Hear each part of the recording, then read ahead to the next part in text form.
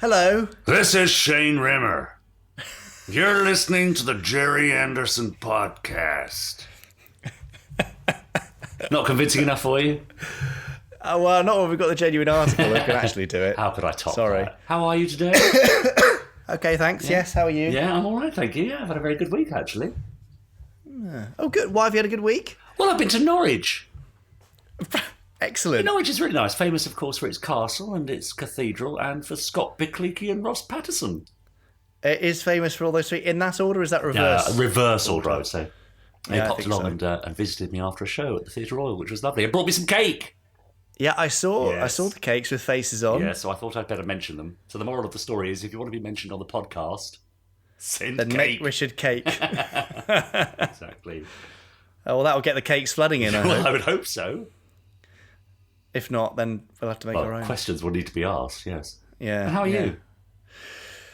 Good. Keeping up with it all? Nope. Oh, are you feeling a It's bit all like fine. one of those, running on ice, not getting anywhere? No, I'm sort of running on ice, but I'm getting places, but not necessarily where I wanted to go. Okay. Yeah, a bit of Good. random sliding. All right, excellent. Okay, Yeah. good. Well, shall we do pod 23? Is it 23? Yeah. Crikey. Well, we better do it then. Okay. Now? Now. This is Shane Rimmer, and you are listening to the Gerry Anderson podcast. 5, 4, 3, 2, 1. Let's get started.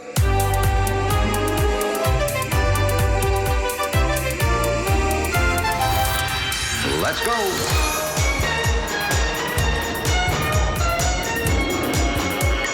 Spectrum is green. The Gerry Anderson Podcast with Jamie Anderson and Richard James.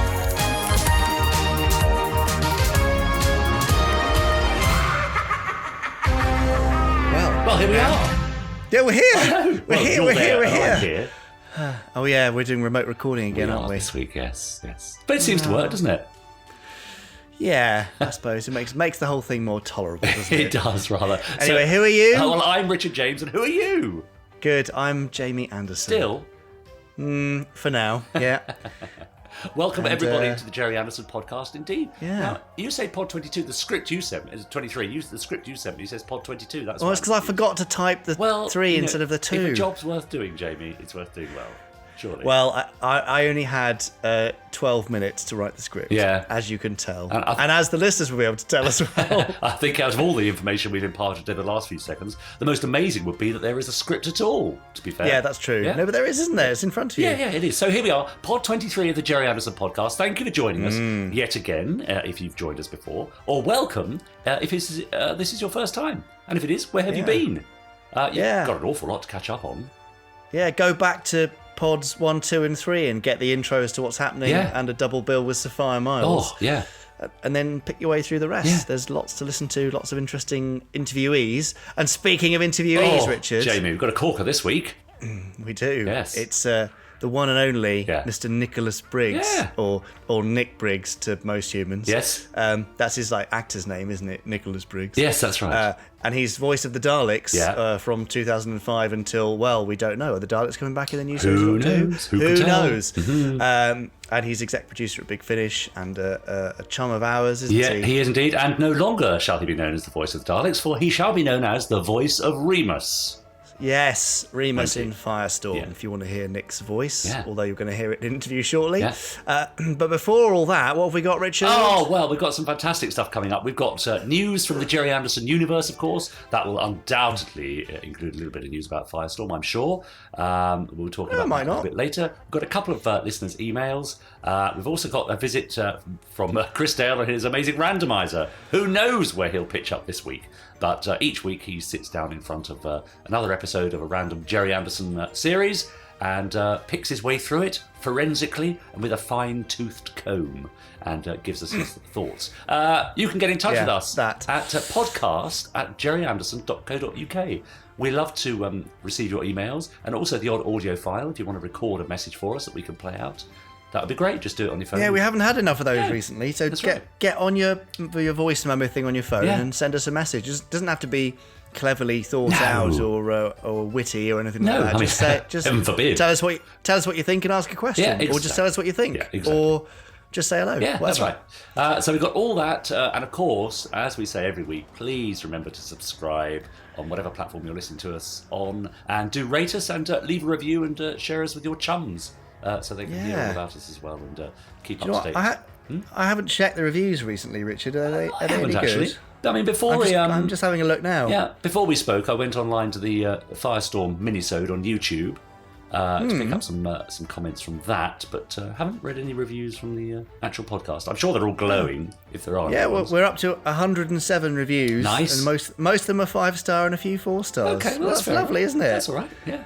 But annoyingly, the app puts them in reverse chronological order, so I can't tell you anything about the most recent ones. But thank you those who have reviewed. Yes. Do you think we should do a thing, Richard, where we pick out a reviewer once every couple of weeks to win a prize of some sort? Well, I mean, that would be nice, wouldn't it? We could do that, yeah. So if you haven't left a review yet, in fact, we should probably do it with everyone who's left a review, shouldn't we? That would be fairer. I don't know. It'd be rather like left... when you open a bank account at a bank and they give you preferential rates for newcomers, and all the people that have been with them for years are seething.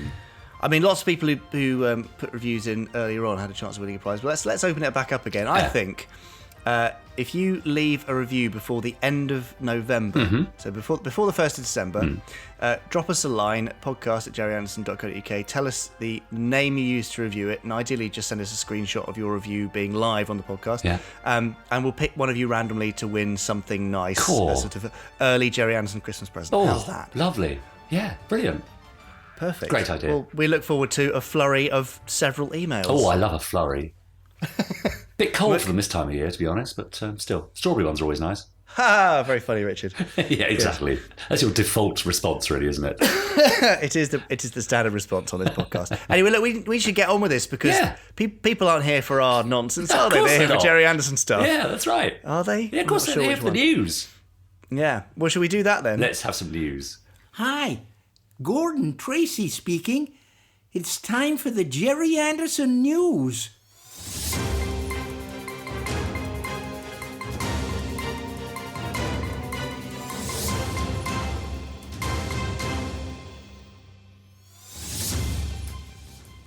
You're not going to sing us in? Well, Jamie, you know I'm not going to sing us in because you know that I'm a little bit peeved, don't you? Are you? Well, yeah, I am a little bit, to be honest. Why? Well, so, you may have noticed I pulled out all the stops last week with my Captain Scarlet merch mix. Pulled out a stop. Okay, and I log in this morning to have a little look at the podcast and have a look at the notes. And what do I see? The comment that you've written. Oh, what did I put? I've forgotten. Apologising to our listeners. Yeah. What did I say? Saying listener caution is advised. Sorry, Richard, it's a bit rubbish. Rubbish, you said. That took me literally seconds of my time. Literally less than a minute. Yeah. And it shows. No, it was lovely. Right. It was lovely. Okay. And the pitching was quite good until the chorus. Yeah, I know. I hadn't really thought ahead that far. I didn't know I'd have to reach such a high note. No, but it was good. It was very good. All right, let's have some news, shall we? Are you going to sing this in with No. Joe 90? Oh, no, I mustn't. No? No, maybe next week. Save it for the end. Okay, so here's the Gerry Anderson news. I've just returned, or I will have just returned, from a very special ITC Day celebration thing at Elstree Studios with some marvellous guests, including Nicholas Briggs, who we'll be hearing from later on, Georgina Moon of UFO fame, Apprentice Hancock of Space 1999 fame, and Shane Ramett of Thunderbirds Oh, fame. wowzer. Full house. And obviously because that hasn't happened yet when we were recording, but will have happened by the time this goes out, I can't tell you what happened, but I'm pretty sure it was fun. Yeah. And I will have endeavoured to have done some interviews with the people there. So hopefully in the next few weeks we'll have an ITC Day Mega Mix interview thing. Great. So fill us in, Jamie, for the casual listener. What's ITC and its relevance to the Anderson world? Well, ITC was it started off as ATV, didn't it? And then it became ITC, all run by Lou Grade, Lord Lou Grade, who was Dad's main backer and was the company that sort of funded and distributed the majority of the Anderson puppet shows and live action shows up to Space 1999. Yeah, great. Yeah. So, but ITC were also responsible for lots and lots of other funky kind of formatty things, weren't they? Classic stuff in the 60s. Man in a Suitcase, was that them? Yeah, Man in a Suitcase is probably them. Yeah. Oh gosh, my mind's gone blank Rattling now, Hot but Kirk? lots of I don't know, things like that. Yeah, I think so. Yeah, that sort of thing. The Prisoner. Yeah, that's right. So plenty of stuff there, all very cool. Fingers crossed we'll have something interesting for you in the next couple of weeks. And I also need to organise an interview with Georgina Moon in particular, because she's lovely. Yes. And she has lots of nice memories from UFO. Lovely. From being in Skydiver. Yeah, great. Anyway, so that's the ITC thing. Let's see what happens in the next few weeks, if I manage to get any interviews or not. Fingers crossed. Yeah. I might need more than fingers crossing to make that actually happen. All right. Anyway, our Captain Black Friday event. Yeah. Captain, I can't. No, do it you now. really can't. I need to get another cough again. Yes, you really do. Rubbish. Anyway, Captain Black Friday is coming. This coming Friday to Monday at the Gerry Anderson store, shop.gerryanderson.co.uk. Massive discounts across the store, between 40 and 90% off. 90%. Yeah. It's all kind of limited stock. Whatever's left, it's first come, first served. So make sure you grab yourself some bits and pieces. That'll probably go live about 9 a.m. this coming Friday the 23rd. Great. So grab yourself some goodies. Oh, I mean, Christmas just around the corner. Christmas, I think Christmas just around the corner. It's an ideal time for Christmas. I don't know why we're doing this silly voice. No. Anyway, we would love to hear from you if you have any ideas for merch you would like to see in 2019. We've just renewed our license agreement with ITV, which means we can bring you all sorts of Thunderbirds and Stingray and Captain Scarlet and Joe 90 and Fireball 05 and Supercar and Secret Service and Protectors and UFO and Space 1999 goodies. Yes. I think I got them all there. Yes. Probably missed one out.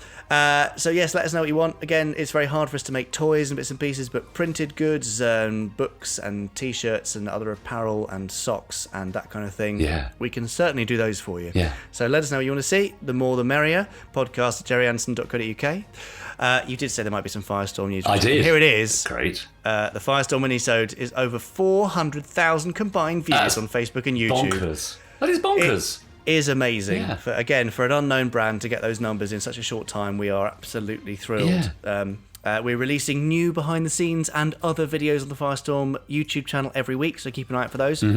If you haven't already subscribed, then why not? Yes. YouTube.com/FirestormHQ. And it's probably worth saying that although the Gerry Anderson YouTube channel has been running for 4.5 years, the Firestorm YouTube channel is only 1,000 subscribers behind the Gerry Anderson YouTube channel in terms of numbers of subscribers, which is wonderful for Firestorm, but quite sad for the Gerry Anderson channel. No, but the Firestorm channel's only been live for 3 or 4 weeks. Yeah, Wow. I know, and it's got 4,500 subscribers, which is brilliant. Very, very nice. Anyway, look, go and subscribe to both, to Gerry Anderson TV and Firestorm HQ. Yes. We'd love to see the numbers go up, and there's always some good content on the Gerry Anderson YouTube channel, including the recent Cy Grant episode of Beyond Anderson from Chris Dale, which is worth a watch. It really so is. go and check that out. Talking of Firestorm, though, might now be a good time to read out just a couple of reviews from the YouTube channel, the Firestorm channel. If you insist. Oh, well, Go I've on got then, someone. Richard. I've just got 2 or 3 here. Got one from Cynical Snacks that I'm assuming is not his or her real name. It's a great name, Isn't though. it? Cynical Snacks. I'd buy them. So many fond memories of growing up watching the likes of Thunderbirds and Captain Scarlet. I've still got my old VHS cassettes at my mother's house. So fantastic to see Gerry's Super Marination be brought so faithfully into 2018 with the new Ultra Marination. The puppets and practical effects look just incredible. I hope this is commissioned for a full series. Funny you should say that, Cynical Snacks. Yeah. Michael Provost. Now, this is interesting. So very, very nicely done. You can count me in. I was raised on Gerry Anderson's shows, although as a kid, I used to watch them in French here in Quebec. Barry Gray's music still gives me goosebumps whenever I hear it. My favourite show was Thunderbirds, or as we used to call it, Les Sentinelles de l'Air. Yeah. Followed closely by Captain Scarlet. I didn't know that. Les Sentinelles de l'Air. Yeah. There are lots of name changes. Yeah, makes it sound like an aftershave. Yeah. What was Stingray's Escadrille Sous-Marin? Oh, something like lovely, that. really. And I think Space 1999 is Well, yeah. Cosmos. Yeah.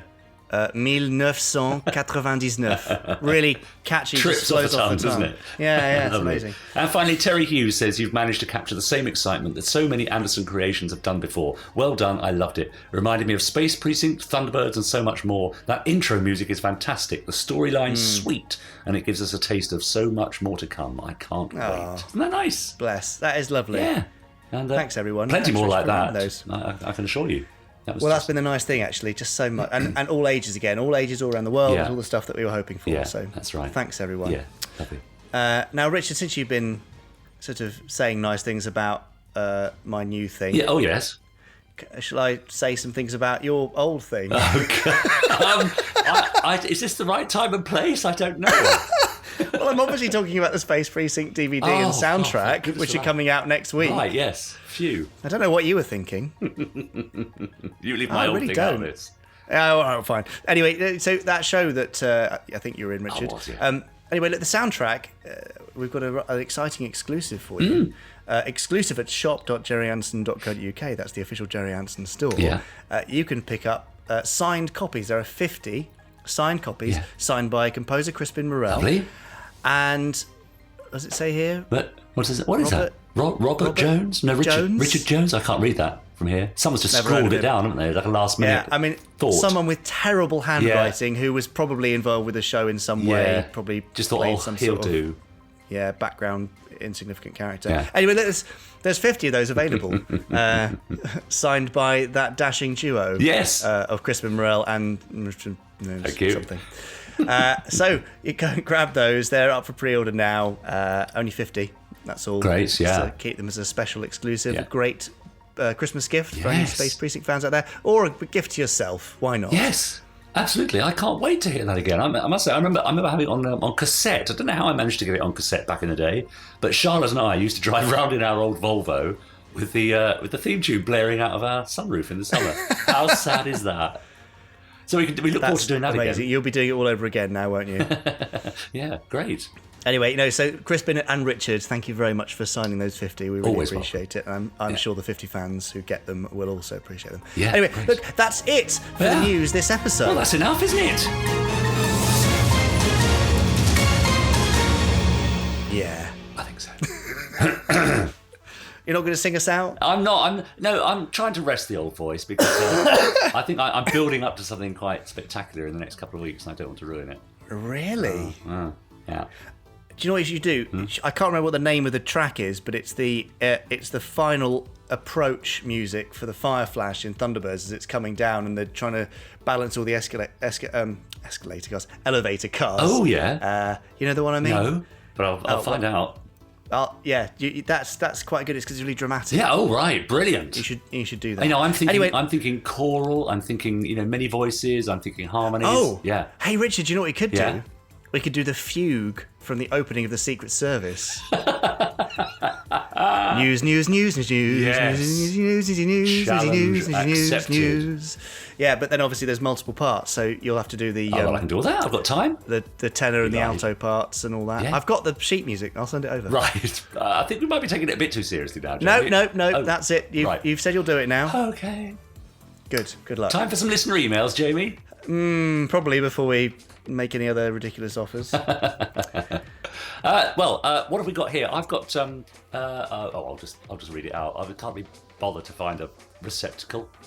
No, we haven't got any news receptacles this week. No. And there's only 2 emails. You don't need it for Yeah, that. that's right. So this one's from Big Al, Alex Pass, who says, loving Richard doing the news to the awesome theme from Firestorm. Well, thank you, Big Al. Glad to see my talents are appreciated somewhere. And then he's made a rather nice attempt to actually write down the lyrics, which go as follows: newsy, Etc. You can fit it to the tune yourself.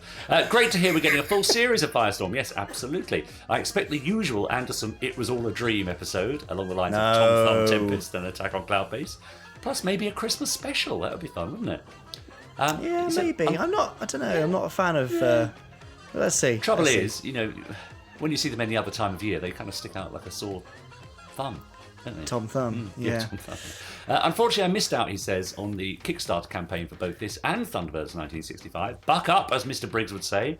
But it's great to see such commitment from fans worldwide to keep the worlds of Anderson going. From Big Al. Yep, him again, he says. Alex Pass. Yeah, doesn't matter if you missed out on the Kickstarter, I don't think, because you can be part of it now. That's it. Just exactly. Jump on board now. That's why we're trying to keep this sort of community going. That's right. Early days, so you can feel like you're part of the journey. Absolutely. From We now. may not want your money now, but we need your commitment and your support. Your support and your sharing on social media and so on. Yeah, it's all good. It's all good. Perfect. Well, thanks, Al. I've got one, Richard. Yeah. It's a short email segment this week, so this is the last one. I've got some Twitter tweets as well, so we'll cover those. Have you got some Twitter tweets? Yes. No Facebook tweets though. Just Twitter tweets. Just Twitter tweets. Okay, brilliant, brilliant. That's good to know. So, mine's from Mark Wilson. Oh yeah. Mark says, "Hey guys, just wanted to say I'm so sorry I missed Fab Live this Oh, month. Mark. Well, we were all there. Yeah, we missed you, Mark. Yeah. I mean, people were asking after you. Unfortunately, November the 5th also happens to be my daughter Chloe's birthday. Believe me, I was torn between spending the evening with you guys or watching some amazing fireworks. Oh, come on. I think I know where. Really? I think that's sarcastic. Maybe. Not sure we do believe you there, Mark, but thank you anyway. Anyway, he says, huge congratulations on the Firestorm news. All the hard work has finally paid off, guys, and I'm so excited for the new series. Yeah. The whole world has gone Anderson crazy again. Yes. For Mark. I tried to, demonstrate his use of capitalisation, etc. Yeah, that's there. very I good hope that was there. useful. Yeah, really good. So thanks, Mark. We're excited too, and we'll forgive you for celebrating your daughter's birthday Rather than joining us for Fab Live, yes. In fact, we'll Next forgive time. him, because Mark was also one of those who sent or posted a selfie on Twitter of him watching or rather listening to the podcast. He sent us a selfie at the dashboard of his van on a very rainy day. He said he was a bit behind this week's podcast. My wife made me take some holidays from work. Missed my usual Monday morning instalment of the podcast. But another great episode. So thank you, Mark, for doing that. Yes, Jamie very often asks if you're out and about listening to the podcast on your headphones, just take a selfie of wherever you are listening to us so we can get a rough idea of what you're doing and what sort of thing you're up to as you listen. Jeff Owen also got in touch on Twitter. You can contact me, Richard N. James, or him. I'm Jamie Anderson. Hashtag us Gerry Anderson podcast so we can see your comments. Jeff Owen said, I don't know how many are still with us, but any chance of some interviews with writers or directors of Anderson shows through the years? By the way, he says, I'm just 2 episodes behind now. Yeah, that would be nice, wouldn't it? Be nice, Yeah, we should try that. I mean, there are certainly a few around, not as many as there used to be, yeah. which is rather sad. Yeah. I mean, people like Des Saunders, who we've lost relatively recently. Yeah. I mean, a lot of the guys are actually... Well, in fact, we discovered it last week, didn't we, when we did the King's Arms visit? Yes. And we met up with John Brown, That's right. who was so heavily involved in all the puppet side of Stingray, Thunderbirds, etc. Yeah. And John said he's made a conscious decision just to step back from it all. He doesn't get involved in interviews, that kind of thing. And not everybody who worked on those shows wants to talk about them. They just these want days. a quiet life, and that's okay, of course, in their later years. It may have been an important 2 or 3 years of their lives, but they've lived 50, 60, 70 plus years after their initial involvement and had wider careers, and maybe they don't want to talk about it, or maybe they can't remember that. Well, that's right. So it's difficult finding the right people, but we will try. Yeah. There are a few options I've got lined up. Great. Also, Rich, while we're talking about potential interviewees, Yes. Are you aware of the book, as we're recording this just after Armistice Day, the book A Thunderbird at Bomber Command? Now, I'm aware of it. Yes, I am. Yes.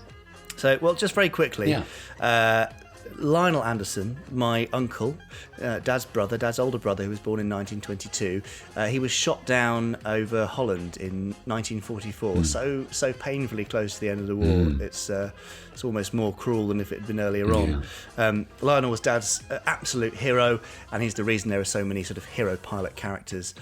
You can basically be pretty sure that Mike Mercury, Steve Zodiac, Troy Tempest, Scott Tracy, Captain Scarlet, they are all kind of iterations of Dad's lost hero brother. Anyway, after Dad died, I discovered a book of letters written by Lionel, and they contain some fascinating stories about Lionel's time training out at Falcon Field. There's a misremembered story that Dad used to tell about the fact that Lionel trained at Thunderbird Field, and that was the reason that Thunderbirds got its name, but that wasn't true. He just misremembered it, and actually it was kind of more exciting, and Lionel had been an extra in a film a propaganda movie called The Thunderbirds. Yes, that's right. Which was filmed at Falcon Field in Arizona, where Lionel was training.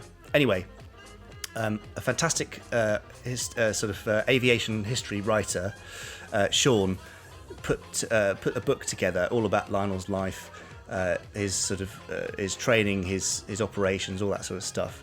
And I'm really keen that we get Sean in to talk about Lionel at some point, because it actually is a foundation of so much of Dad's career. Yeah, right. So that's one that I want to put together. If you've got a suggestion, though, for an interviewee, if they're involved with Anderson directly or not, because Sean is definitely not the usual kind of person we've got. He's not a celebrity fan, nor is he somebody that worked on the shows. But he has an intimate knowledge of something which is a crucial part of Anderson history. Yes. So if you've got an idea, drop us a line, podcast@gerryanderson.co.uk, and I shall be getting in touch with Sean before too long. Nice. How interesting. I look forward to that. So there you go. Yeah. There's an unexpected and unscripted part for the podcast. No, that's lovely. And as you say, timely. With we're recording this the day after Armistice Day and the commemorations, so yes, very timely. Nice. Well, we look forward to it. Right. Yeah. Shall we move along to our interview? Well, I think so, yes. I At the think start of that'll this recording. do for the emails, won't it? If you do want to get in touch with us, it's, of course, podcast@gerryanderson.co.uk, and we'll do our best to read them out next time. So, when did you meet Nick Briggs, then? We didn't meet. We recorded it as we record this, separately. Excellent. No food or drink was involved. Right, glad to hear it. It was just a quick, as quick as we can, get through it. Yeah.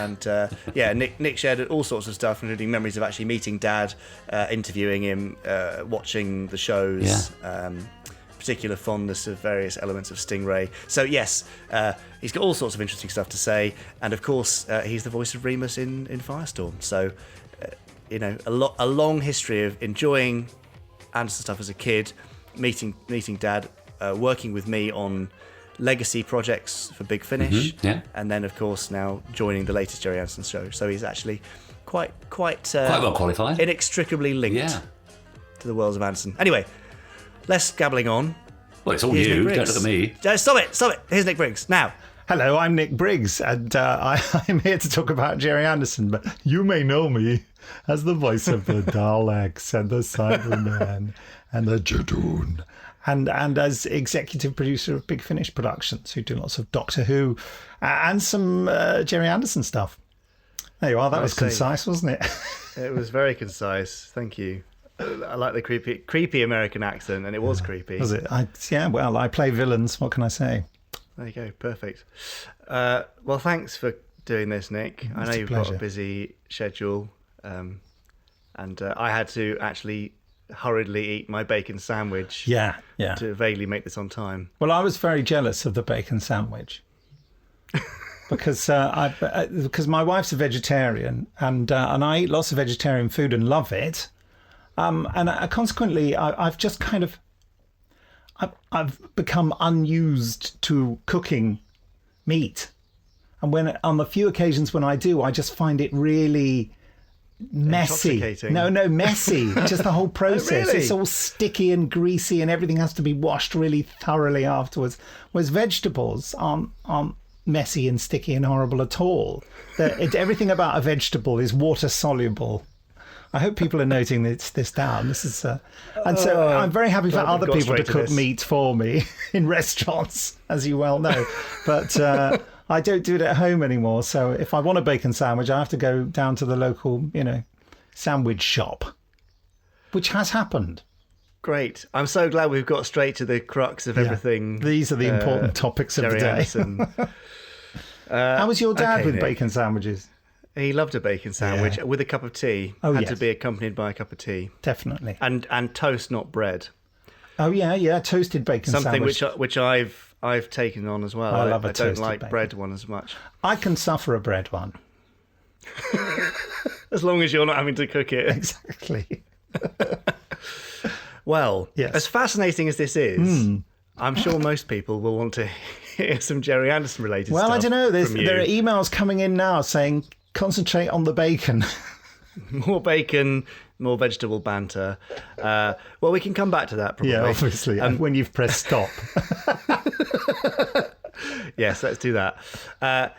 Until then, yes. Until the return of vegetable stuff, I would just like to know when you first saw a Gerry Anderson show.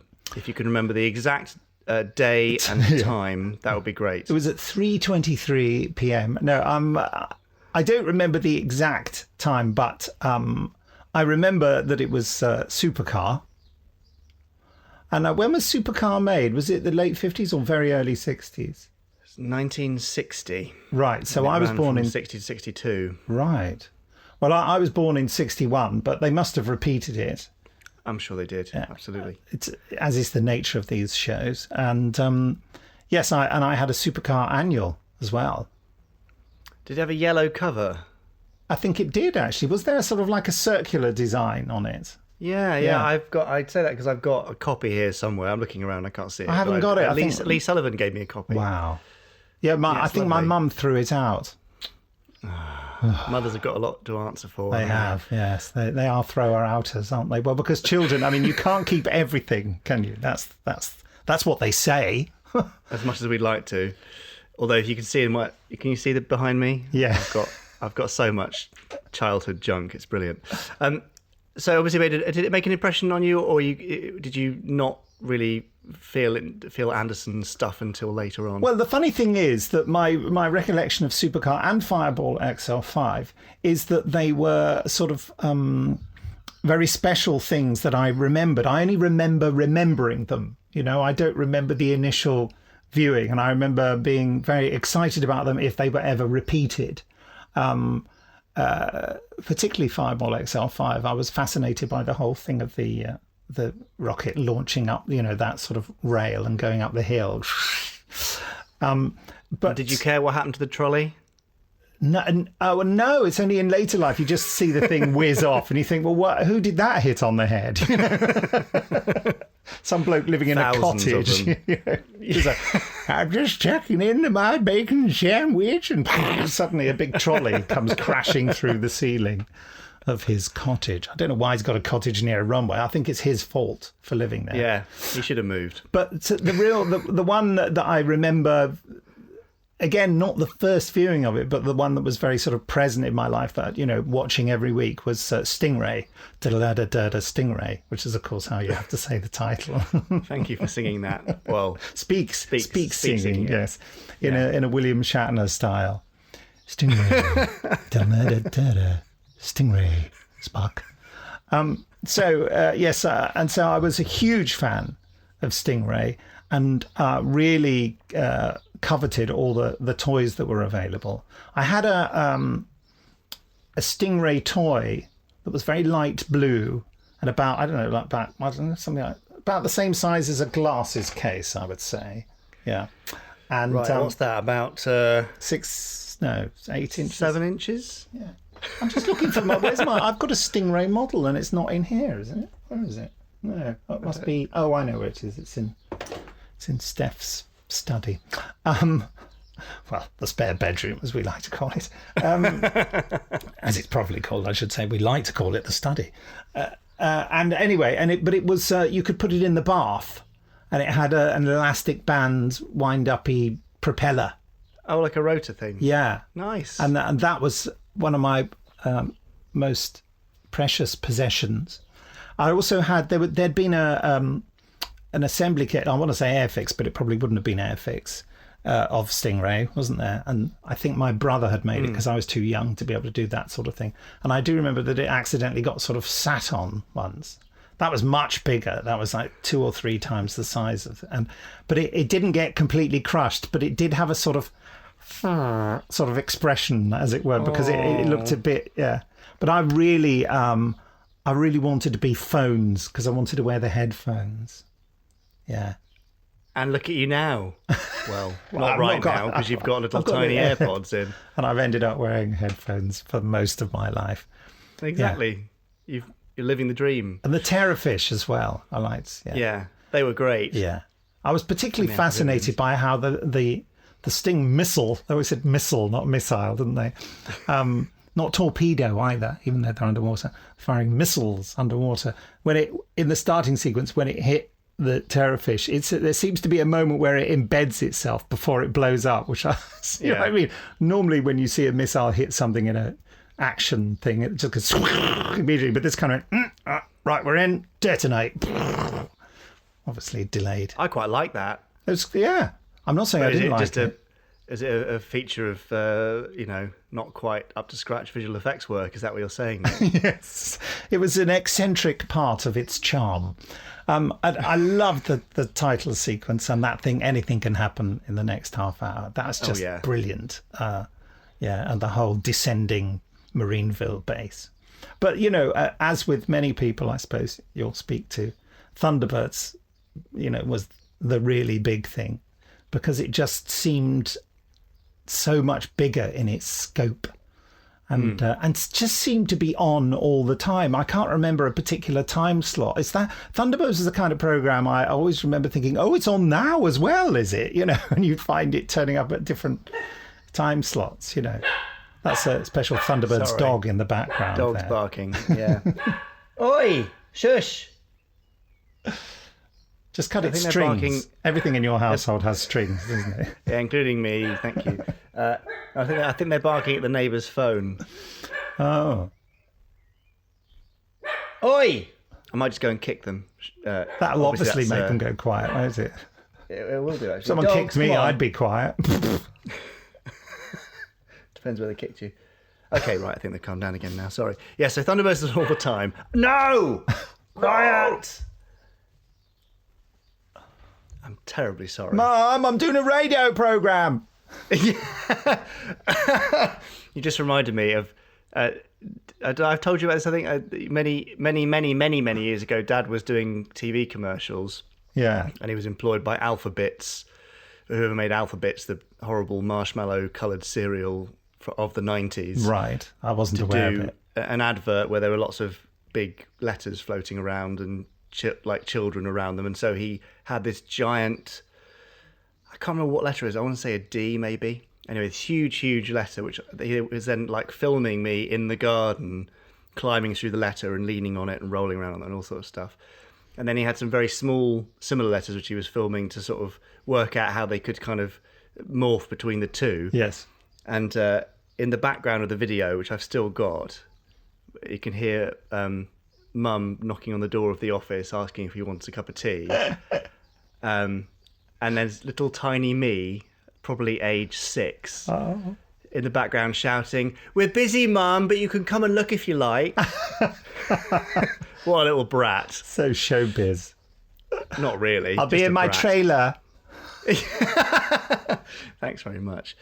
Anyway, I've completely digressed now from Thunderbirds. So Thunderbirds' epic scale was different. Yes, and just you sort of felt that anything was possible in Thunderbirds. I suppose I had a feeling that Stingray would follow a particular course of action. It would always be underwater. Mostly underwater. Of course, it's a submarine. But Thunderbirds, I think that one of the brilliant things, it strikes me now with the format, is that your dad loaded in sort of every kind of possible action, didn't he, with the different crafts, and they could go into any situation, which I suppose must have been a budget nightmare because every week you'd be creating an entirely new situation, all thematically linked. Why it was so expensive. Yeah. All thematically linked by huge explosions at any particular moment. That was the big joke in our household. My mum said after she was forced to take me to see the Thunderbirds movies at the cinema, that she said that Esso had shares in the Thunderbirds movies because she felt that there was so much burning that, there must have been petrol everywhere just to make everything burn so much. And there's a joke I always have with my friends that... if just a piece of string snapped in Thunderbirds, it wouldn't just snap, it would go, everything exploded in Thunderbirds. And, Jeff Tracy's just dunking a biscuit in his tea. There's one of those huge sea explosions in his cup of tea. Steve Begg had that sort of memory embedded as well, and he was told off during Space Precinct. Yes. Making everything explode. Yeah, Dad said, "Look, Steve, we've got to stop making every vehicle look like it was packed with 40,000 tons of TNT." And Steve said, "Well, you've done that your entire career. That's part of the fun. You can't say that. So yeah, you weren't the only one to notice that. But what did your mum think of Thunderbirds? Do you remember? Oh yeah, she's just. It was a mother. I see it with Steph now taking Ben to the cinema. I will mostly go to the cinema, with them as a family. But there are some films that I'm just saying I can't see the Emoji Movie. I can't watch that, and he loves it. But she will gladly suffer that. And there is something, the love of a mother, and Steph does that. We'll take him to see any old, I have sat through Alvin and the Chipmunks road movie, which, I thought I was going to die. And I think that's pretty much how my mum felt watching Thunderbirds. I mean, even if you mention it to her now, even if my 88, soon to be 89-year-old mother were here now and I was to say to her, the Thunderbirds movie, she'd go, oh, the stuff I had to sit through with you. But then, she made me watch The Sound of Music. So I figure it was, Yeah, well, she got me to see The Sound of Music because she told me there were Germans in it. So I thought, because it's set in the war. So I thought, there's going to be some fighting. And how disappointed you were. I kept saying, when are the Germans coming? I literally kept saying that to her. So she was probably saying, when are the explosions going to end? But I was absolutely delighted by those movies, particularly in Thunderbirds Are Go, the stuff on Mars. That was Thunderbirds Are Go, isn't it? Yeah. Yeah, the Zero X. With the rock snakes. Yeah, that was amazing. That was a real bonus. I didn't expect there to be aliens. Yeah, it's fantastic. They were very cool and very creepy as well. I think the first time I watched that on a VHS when I was about 7 or 8, maybe, I actually found them quite spooky and frightening and threatening. Yes, well, also I think it's because when you cut to Mars, there's that low string stuff, isn't there? And that good old Barry Gray. And kids get those signals. That's fundamental emotional signalling in the music. And Ben was the same when he watched Thunderbirds Are Go with me. The moment they went to Mars, he hugged me because he could tell there was trouble afoot, something wicked was this way coming, But yeah, the series itself I loved very much and watched. And, that feeling of, it's always, I think, a brilliant test for children and how much they love something when you're watching an episode and you realise which one it is because you've seen it more times than you can remember. And it's the fact that you've seen it before does not make you go, oh, I'll switch off. It makes you go, oh, good, it's this one. And you just can't wait for it to unfold, And I felt that Thunderbirds, I saw it many, many times in my childhood. I'd love to know how many times it was repeated and how many times they ran it just over and over again. But it just felt like endlessly, but in a good way. And what about it meant that you were interested in it repeatedly, despite the fact that you knew what was going to happen, you knew everything about it? Well, I think kind of identify that. I think it's. I mean, the technology and the peril in it, because it played that type of drama out so perfectly. It's, are they going to get through the door? Is the cable going to break? All that kind of thing. It was all played out perfectly from the point of view of the pacing of it, the way it was shot and the music and the action. It just played, you knew that it played that trick on you over and over again, and you wouldn't ever, even though you knew what was going to happen, you found yourself getting involved in the same way again. It's like being told a particular joke that you love. You're going to go on, tell it again. Tell the story about the so-and-so. It's like that. That's how I felt about it. And of course, I did identify with the characters. I remember after my obsession with phones, I particularly wanted to be Gordon. That's an unusual choice. Yeah, well, to pilot Thunderbird 4, which I thought was so cool. You see, here I am talking about how it was great that it expanded it beyond being under the sea. I was absolutely, there was something about that yellow submarine, that I particularly loved. And I did covet my best friend at school's. He had the big Thunderbird 4 that you could put in the bath, We couldn't afford nice. that. They were better off than us. Yeah, my Thunderbird 4 was a tiny one that came out of the Thunderbird 2 pod. This one, I think, Out of the dinky, yeah. Yeah, this was incredible. And I remember we had a manual kitchen item for making chips. I don't know whether anyone remembers this. It's metal with a big handle that went up like that, and it would reveal a compartment in a sort of shoebox shaped thing where you'd put a peeled potato, and then when you pulled the handle down, a thing would go forward and force the peeled potato through a grid, which would turn it into chips out the other side. Amazing. See, but none of that was important. The handle going up and down was just like the controls they had in all the Thunderbird 1 and Thunderbird 4. They had those controls, didn't they? I'm doing it with my hand here. You can't see, folks, but there you are. Keep doing the sound effects, though. Yeah. That's I used to practice being Gordon and sitting on the armchair at home and doing that. And I remember that my mum would indulge me in all these fantasies, but it's a crushing moment recalled from my childhood when we were going around to see some friends and I'd been Gordon all day. And it's hard to calculate the psychological effect on me of the following remark from my mother. She said to me as we were leaving the house, don't tell them you're Gordon. Because she'd been indulging it. Yeah, and it was just like, I thought, is it embarrassing to pretend? It's incredible the things parents say that wound a child. And I just thought, I would have understood that. I wouldn't have walked in and said, hello, I'm Gordon. But I think she was thinking, I don't want them to think my child has gone mad and thinks he's a character from Thunderbirds. And I don't know, maybe if look what's happened. Yeah, I've ended up just pretending to be people and monsters and things all my life. But maybe I wouldn't have had to. Maybe I would have got a proper job and had a sensible life had my mother not said that. Perhaps you'd be an independent financial advisor. Exactly. If only it wasn't for your mother telling you not to be Gordon. Don't tell them you're Gordon. That's so sweet and sad. Oh, bless. So by the time you'd fallen in love with Thunderbirds, that sort of cemented your love for anything Anderson. So if something else Anderson was coming out, would that mean automatically excited now? Absolutely, definitely. You for want of a more appropriate phrase, sort of, I'm looking at it retrospectively. You bought into the brand, really.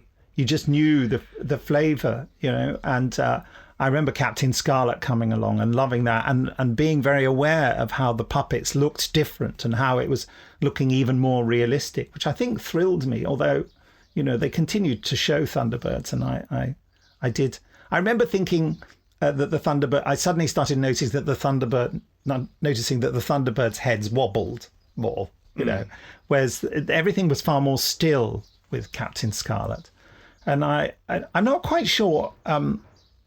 I have no real recollection of the beginning of Captain Scarlet. The series I remember beginning was Joe 90 because it was advertised. There was like a national schools magazine that was printed as sort of like, it probably would have been foolscap size in those days. And it was sent to all the schools, a proper printed magazine. It was only about 4 or 6 pages, I can't remember. And the top story one month was...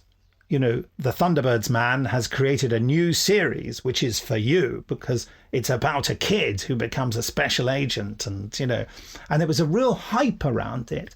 And I felt because things you were told at school in those days, because we were still, as I was saying to my son the other day, when we were at school, we were regimented, still, whereas children now are taught to question and take information from different sources. We very much had that feeling that what they told you at school was the truth and you jolly well had to obey it. So when they told me in their magazine that Joe 90 was on, I had to watch it because I'd heard it. I'd read it at school, I'd been told about it. And it was put on against Doctor Who, I think I'm right in saying, right at the end of the Patrick Troughton era. So there is a section of Patrick Troughton stuff that I don't remember, but I simply didn't watch it because I felt I must watch Joe 90. And that's why I don't have any memories of the Space Pirates or indeed the beginning of the War Games. I think I only dropped into the war games, it'd be lovely to work out the broadcast dates of these things, whether I gave up on Joe 90 and felt I had to go back to Doctor Who, or whether I waited until Joe 90 had finished before I went back to Doctor Who. I remember distinctly seeing the last few episodes of the war games when and seeing the last episode and not knowing that Patrick Troughton's Doctor was going to leave and being devastated by it. But that was because such was the power of the branding and marketing machine of the Gerry Anderson productions that, I deserted my first love for Joe 90. I was unfaithful. That is impressive. Because I think most kids, well, maybe that's too much of a generalisation, but most kids would either be BBC kids and watch Doctor Who, or ITV kids and watch Thunderbirds. Well, we were mostly an ITV family. You would base yourself on one particular channel. So we watched all the ITV news, Gordon Honeycomb and the Southern Television local news. Day by Day was the programme it was called, with Barry Westwood, who was like a local celebrity. So it was. This is for any retro TV fans who, funnily enough, might be listening to your podcast. So we were rooted there, but we would cross the border to BBC One every now and again. And it was me, actually. I wanted to watch the BBC things. My parents were very rooted in ITV. So I think it was easy to watch Joe 90 because that's the channel that I think my parents thought I ought to be watching for some reason. I'm still amazed that you deserted Doctor Who for Joe 90. I know. Of all the shows. My grandmother and my grandfather, they were BBC people. They watched Dixon of Dock Green and, all the BBC Saturday programmes. Yeah. So they would have been really disappointed by your ITV nonsense. Well, in some bizarre way, probably, yes. Probably their television didn't even tune into ITV. They'd probably not worked out where it was. Because that was in the days where you would have to tune in the television between channels. They weren't set. Most people's televisions weren't set with particular channels. You would have to whiz between. It's a very large tuning knob that you're miming there. It was large. It was that big. Absolutely. Right. What's that? A sort of 2.5, 3 2.5, inches diameter? Yeah, something like that. Certainly. Well, you see, of course, I was quite small at the time, so maybe I'm remembering Are you it being scaling it up with your? I probably am without Mars bars the size of your head and all that sort of stuff. But then the Anderson stuff was repeated a lot into the 70s, wasn't it? Yeah, but did you get a Secret Service in your region? Yes. And how did you feel about that? Well, I felt a compulsion to watch it, and there was much about it that I liked. I seem to remember, liking the yellow car because it reminded me of Bessie, even though I was watching both of them in black and white at the time. And I did watch it. I remember getting the whole thing of, obviously it's real people in the distance and puppets close up. That caused me no trouble as a child. It's as an adult you look back at it and think, what kind of madness was going on in their heads to think that this was a good idea? Well, the madness was a clear desperation to get away from puppets and into live action. Exactly, yeah. So when the live action did come around, you were getting more into a sort of period of being a bit more grown up, I imagine, and trying to think of yourself as, a smart, savvy teenager, perhaps. Don't psychoanalyze me. That sounds like the sort of thing Ed Straker would say, isn't it? Don't psychoanalyze me. I'm 50 feet underground. There's a base down here, and I have to pretend to be a studio executive. I love the way he explains the plot in the first episode. I know I wasn't a teenager yet. Don't make me too old, mate. Well, you're getting on there. I'm getting on here. Space 1999, but I don't want to skip over UFO. UFO was hugely important to me. I absolutely adored it. I found it quite an unfriendly programme to watch, but I sort of aspired to its grown-upness. It also had a bit of a clash with Doctor Who. I mean, I still think, when did they screen UFO? Was it in 1970? 70, yeah. Were they still screening it in 1972? I'm sure it would have been repeats by then, I would think. But I remember, I have a recollection of Southern Television showing it in 1972 because I remember missing bits of Day of the Daleks for it because my brother and my father preferred watching UFO because it was a more grown-up thing, and because UFO, for grown-up read... lots of shots of female body parts and lots of outmoded attitudes to gender. It's, I mean, the first Very shot... of its time, isn't it? Yeah. The first shot after the teaser sequence for UFO is of Aisha Bruff's bottom, isn't it? In a fluffy quite miniskirt. a long tracking shot of her bottom. I know. Isn't it? So. What were they thinking? I mean, obviously, in a horribly sexist way, I don't find it unpleasant to watch. But I particularly like that material, the fluffiness of it. There, it's mohair, I think. The pink fluff, yeah. Yeah, I think you get a long enough shot of it to make a huge study of the material. That's obviously why it was done. Yeah, purely for that reason. I'm not right in thinking that when Straker first walks into the reception, that Gabrielle Drake is sitting there reading a magazine, am I? Because she later turns up on the moon. Or maybe it's just someone who looks like her. Oh, I don't know, actually. I have to go back and look now. Yeah, I'll have to watch. I've got the DVD box set right here. Hey, so I might, well, I watched it recently for the Benji and Nick show. And did you enjoy it? Well, the first as much episode as you had before, yeah. Well, I think the first episode. I mean, yes, I love it. I just get very jolly at the theme tune. But I mean, I think the first episode is quite weak. A lot of first episodes work because you love going back and watching them, but it's so very much an info dump. Yes, with hardly any plot at all, which is a shame. So what jumps out of it is the massive sex pestery of Colonel Alec Freeman, who's just, the way he's leaning in on Virginia Lake, and she takes it all in good spirit, but she should really be punching him. I suppose, but even then, though, the attitudes of the creative team in terms of putting women in more powerful places is sort of at odds with that general, more sexist attitude. Do you know what I mean? To have Colonel Virginia Lake and the girls on the moon base running the operation pretty much, and all that kind of thing. They can run the operation as long as they do a striptease afterwards. Yeah, that's basically the rule, isn't it? Gabrielle Drake has to get under, and then they go, it's okay, it's not voyeurism because that is just a one-way mirror and they can't see her doing it. But listen, viewers, we can. You know what I mean? It's kind of yes, but absolutely. Although she wasn't a colonel, was she, Virginia Lake, in that episode? She just no, not until later. Yeah, they gave her that rank later. She was just some sort of computer expert there, and they obviously sort of changed their mind about the character. But yeah, I loved UFO. It had a fantastic vibe to it and was beautifully made. It was, but I think probably the reason you remember it in 72, I guess, is because 70-71 they were struggling so much with scheduling because of the content. Different regions were going, oh, this is a bit naughty for whatever time of day they were hoping to show it in. Yeah. And some of them were shoved back until late at night and all over. But that's right, the later episodes. What's the one with all the LSD stuff in? That was shown at 10 o'clock, I remember, in Southern. So I didn't see that one for years. The one with Tessa Wyatt. And yeah, my episodic naming memory is very poor, I'm afraid. So did it kind of... did you miss the puppets?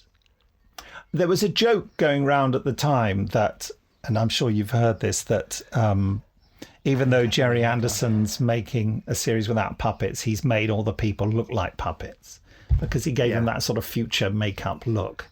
I thought you were going to say about wooden acting. Oh, well, there was that accusation as well, but I just don't think that's true. I suppose you could level it at Space 1999, but they were trying to be all 2001: A Space Odyssey in their sort of acting, weren't they?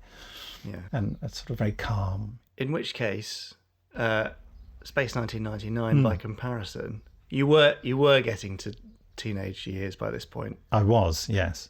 Yes, good. And so did that. I just feel like it's like a nice natural progression to follow that, growing up with a creative, I suppose, who is trying to grow up in what his output is, because that was Dad's ultimate aim really was to do filmic stuff with live actors. Yeah.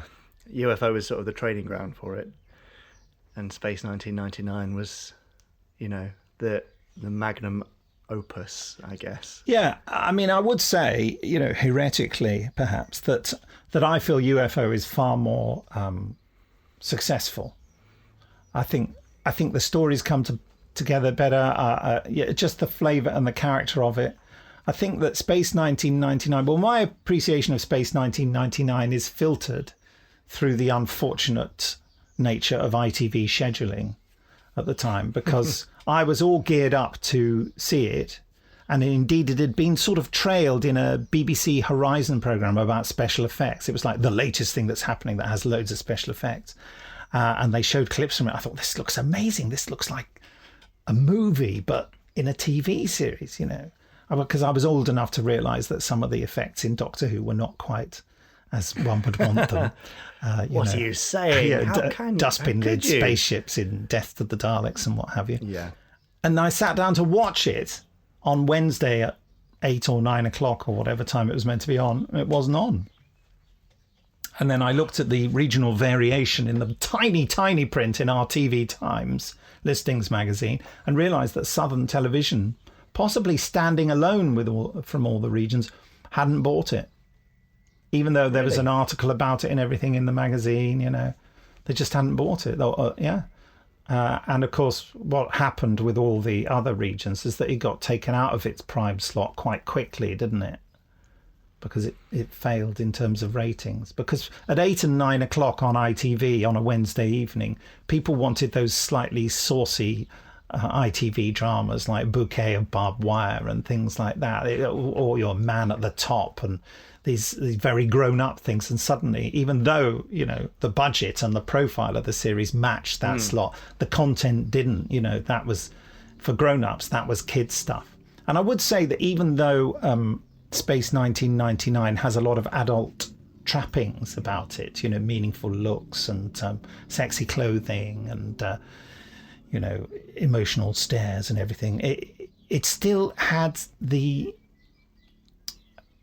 a childlike feel about it because of the nature of the stories. And I think that they didn't realise that in order to make it adult science fiction, they would have to actually do some research into science.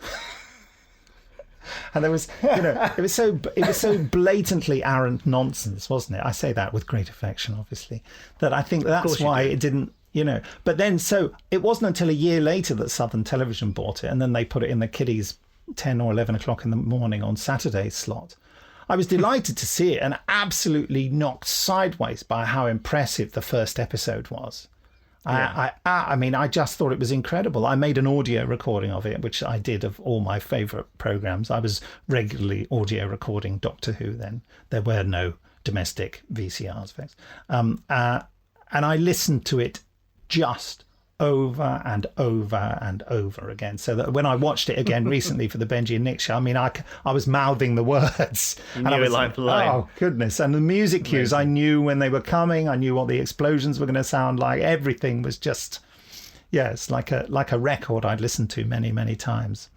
But I kind of, the thing with Space 1999 for me, that it didn't have enough cohesion in terms of its narrative and character development. It felt like every writer who came to it reinterpreted the show in their way, and they weren't sufficiently brought into line by a script editor to make it feel like it was part of the same show. That's part of the nature of a show like that has to be made to be shown in any order, doesn't it? Yeah, absolutely. And a story like that, I feel, needs to be told in a particular order. Oh, well, absolutely, as they're learning to cope with this crazy set of circumstances. Yeah, and it doesn't go like that, does it? No. But did you notice that when you were watching at the time? Did you think, oh, this feels a bit part, bitty? Well, yeah, I think what I did feel was that it got overtly weird. And, of course, I've always loved it. Just kind of got weird and airy-fairy. The thing that people used to criticise Star Trek for, that it was sort of all about weird floating heads in space. I don't think either of the series were about that. But, it's all kind of... I kind of liked to feel in some way that it was grounded. I know that sounds silly for someone who liked the Daleks, because they're, But I don't know, there was an explanation for the Daleks, and it just seemed to make sense in whatever fantastical way. At the time, so I found myself, my friend at the time, my school friend Nick Layton, who he and I thought we were the only Doctor Who fans in the world, so we would share our fanaticism, and we would talk about Space 1999 a lot, and I think we mocked it quite unfairly, perhaps. We mocked it quite a lot. You horrible children. I know, yeah. But I mean, we were in awe of the effects. And I still am. I mean, it's still incredible to watch. Yeah, well, that's Brian Johnson for you. Yeah, amazing He'd work. come off 2001, so obviously it was going to have that look. I'm guessing there's a bit of a departure for you then on Gerry Anderson stuff, post Space 1999. Well, that was it, really, wasn't it? I remember being delighted. Well, no, hang on. No, that wasn't it. But what are you on of about? course, I know that. But yeah, for a teenager, there wasn't anything for quite a while, was there? No, not for 8. Well, I suppose after season 2, 6 years. I never got season 2. Season 2 never came to Southern Television, so I never saw it. It wasn't until the 90s that I finally saw that when it was released on VHS, and I watched a couple of episodes and thought, oh God, this is awful. What's happened? Yeah. Everyone was sort of slapping each other on the back and laughing and drinking cocktails, it seemed to me. Maybe I made the last bit up about the cocktails. Maybe that's just my subconscious No, that was desire. definitely the case. It was definitely that. That sounds more like Thunderbirds, actually. Everyone was drunk in Main Mission. And I liked Victor Bergman, you see. He was my favourite character. Yes, I was quite drawn to him as a kid as well, strange. There's something actually, to me, a little bit William Hartnell, Patrick Troughton about Victor Bergman. You're absolutely, I agree completely. He was like a Doctor Who character. Yeah. Well, John, I just don't know. That's what he mostly said, wasn't it? Yeah, but there was something you could sort of trust him, and like he was going to look after you. That Yes. sort of, uncle type feeling. He had something going on. I think he was following the Peter Butterworth advice in his book about acting, which is that if you don't think it's what you're in is very good, act like you've got a headache or that you're sort of suffering in some way and everything's a bit of an effort, and then the audience will forgive you for spouting rubbish. And he absolutely did that. It's kind of, well, John, I mean, it was all very much like, I think I need a nap, But there was this bizarre thing. Very old and tired. He had a pacemaker, his character, didn't he? Or he's had something in his heart, and they said that makes his emotional responses slow. And it's funny, I've now got a pacemaker. It does not You're make the same. Yeah, it doesn't make my emotional responses slow at all. It's just this again, this kind of complete lack of science. Listen, I'm not that keen on science. I don't want it to be like it was written by Christopher Bidmead or something. And you are a Doctor Who fan, so, you can check your science lab coat at the door. Yeah, but also I feel that to a large degree, by no means not all the time, Doctor Who set up whatever bonkers logic there was in a story and stuck to the rules of the bonkers logic. It doesn't, symbolically or, it whereas I think Space 1999 seemed to just sort of say, and then this happened, and then that, and there didn't seem to be any. I thought, well, I often found myself asking questions like, yeah, but if those things were true, then how come that happened? You know what I mean? You've already set up the rules that this, and this could happen. And this breaks them, yeah. Yeah. So I didn't feel there was a lot of inconsistency in the storytelling, which always gave me a sort of pain inside because I could see how beautiful it was. And I thought, if only I loved it more, because I can see every reason to love it because it looks so fantastic. And they're fantastic actors. I was really thrilled that, Peter Cushing and Christopher Lee, for example. I remember thinking, my goodness, if only we could have people like that in Doctor Who, Yeah, that would have been amazing. Brian Blessed, Joan Collins. Oh, yeah, and it's an amazing roster of actors, though, isn't it? Though incredible, but they had the money, didn't they? They spent tons of money on it. Yeah, another one of those most expensives. Exactly. I was going to say that at some point during all this, I discovered Doppelganger, when it was shown on Southern Television. Also known as Journey to the Far Side of the Sun for the American audience. Exactly. Yeah. But I think when they screened it on Southern, it was the print had Doppelganger on it. I think. Anyway, I'm not certain. Probably. I may have just made that up. I may have just discovered that later. But I remember seeing that and not knowing what it was and just being completely. I loved it because it was it looked like an episode of UFO.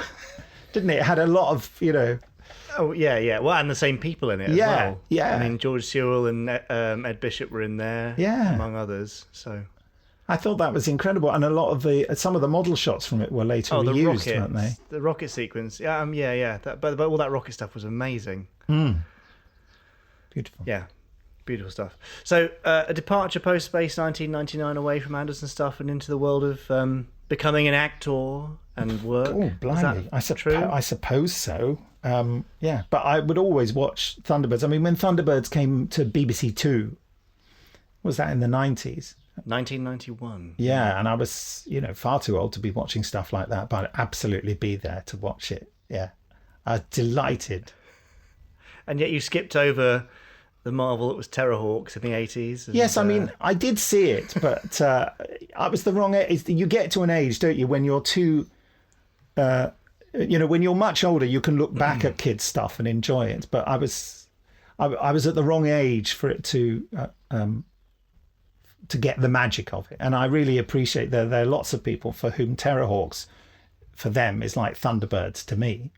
Yeah. And they probably look back at Thunderbirds and think, oh, God, but Terrorhawks was so much better because it had this, that, But yes, I remember thinking that that they looked like Muppets to me. Because of the mouth movements. Fine. I can forgive you. They were called much worse than that by the special effects team on Terrorhawks, I can tell you. But it's not for repetition on a clean podcast. But I did, I caught Starfleet, there, which I know that I gathered from Chris Dale's recent fascinating little documentary thing, that a lot of people thought it was a Gerry Anderson thing, and I kind of did as well. Yeah, but you see, I look at I'm probably looking at it through some very biased eyes, but to me, the model work looks very different to an Anderson production. It is. I think you're absolutely right. It is different in the detail, but it's sort of, it looked a bit like Anderson stuff on speed, I didn't know what it was, and the puppets looked tiny to me. It looked like they were about this big. But that's about, I don't know, it was like an inch. They look absolutely tiny. You have to keep describing measurements throughout this. What I'm doing now is holding up a cigar.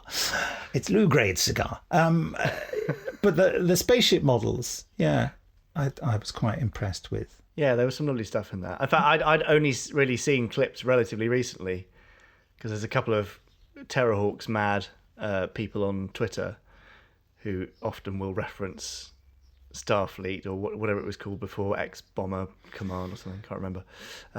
It's interesting that for this for English speaking distribution, they gave it a name nicked from Star Trek. I'm surprised Paramount didn't sue, because Starfleet. Well, they would do today. They certainly would, wouldn't they? Yeah. Let's hot on it then. I remember I was at if you're looking for where I was in my life during these things, I was at drama school at the time, and I remember watching it on Sunday mornings on my black and white portable television. Probably with a hangover. But, I was just about to say that. Yes, I was debating whether. I was a student. Nostalgic hangover TV. Yeah, you go, oh wow, what's this? I think I'm barely conscious. Enough to appreciate 60s kids TV. Yeah. So you kept revisiting it, and then I can't find a neat segue into it. How did you end up meeting Dad then? I worked for two occasions. Is that right? There were two occasions. Yes. Yeah. Go on. I was working for a publishing company who published science fiction magazines, and one of them, I was asked to do an interview with him, because basically they were the people who ran the magazine were a bit timid about meeting human beings, and so they would send me out to do things that they didn't quite have the guts to do, and so they and your dad was doing a tour of talks. Yep. About where he'd show slides and clips and things and just talk about his career, which for me sounded like heaven on earth, and they said, oh, would you like to go and see Gerry Anderson and interview him afterwards? I said, oh God, yeah. I was slightly intimidated, but I took my little tape recorder along and watched the show, which I think he spent the first 5 minutes berating people for calling the show a lecture. It's not a lecture, It's a talk. I remember him being really quiet. People kept saying it because, well, he was standing at a lectern. So, Yes. but I remember thought, all right, I didn't say it was a lecture. Don't get at me. Anyway, and I went and met him in the bar. It was at a theatre art centre in Poole in Dorset. Which, funny enough, Right. I ended up living in Dorset. Simply because that's where I met your father. As good a reason as any. And he had the most stinking cold and was, had tissues with him and had, he had quite a sort of nasal voice at the best of the times, didn't he? So, Yes. and very sort of slow, lugubrious delivery.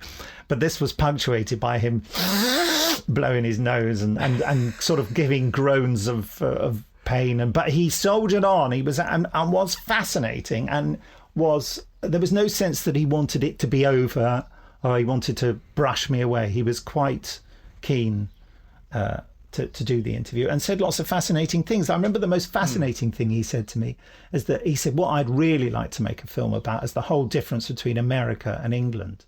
He said, when you get into a cab from the airport in America, the cab driver will say, oh, this company is built by Mr. So-and-so. He's one of our greatest, blah, blah, blah, and it's amazing. He does a lot of work for the local community. He says, well, if you got in a cab in England and the guy says, you see that rich so-and-so there? Yeah, he just bleeds the working class dry, that guy, And he was fascinated by the difference in attitude to wealth and success. Yeah. And I think that had he been in America, he would have been far more lauded than he was in this country. And I think that was possibly the origin of his fascination for that. Quite possibly. I do remember thinking, in my 20s, I remember thinking, well, that's an interesting idea, but I don't know how interesting a film that would be. I'm still up for some explosions, really.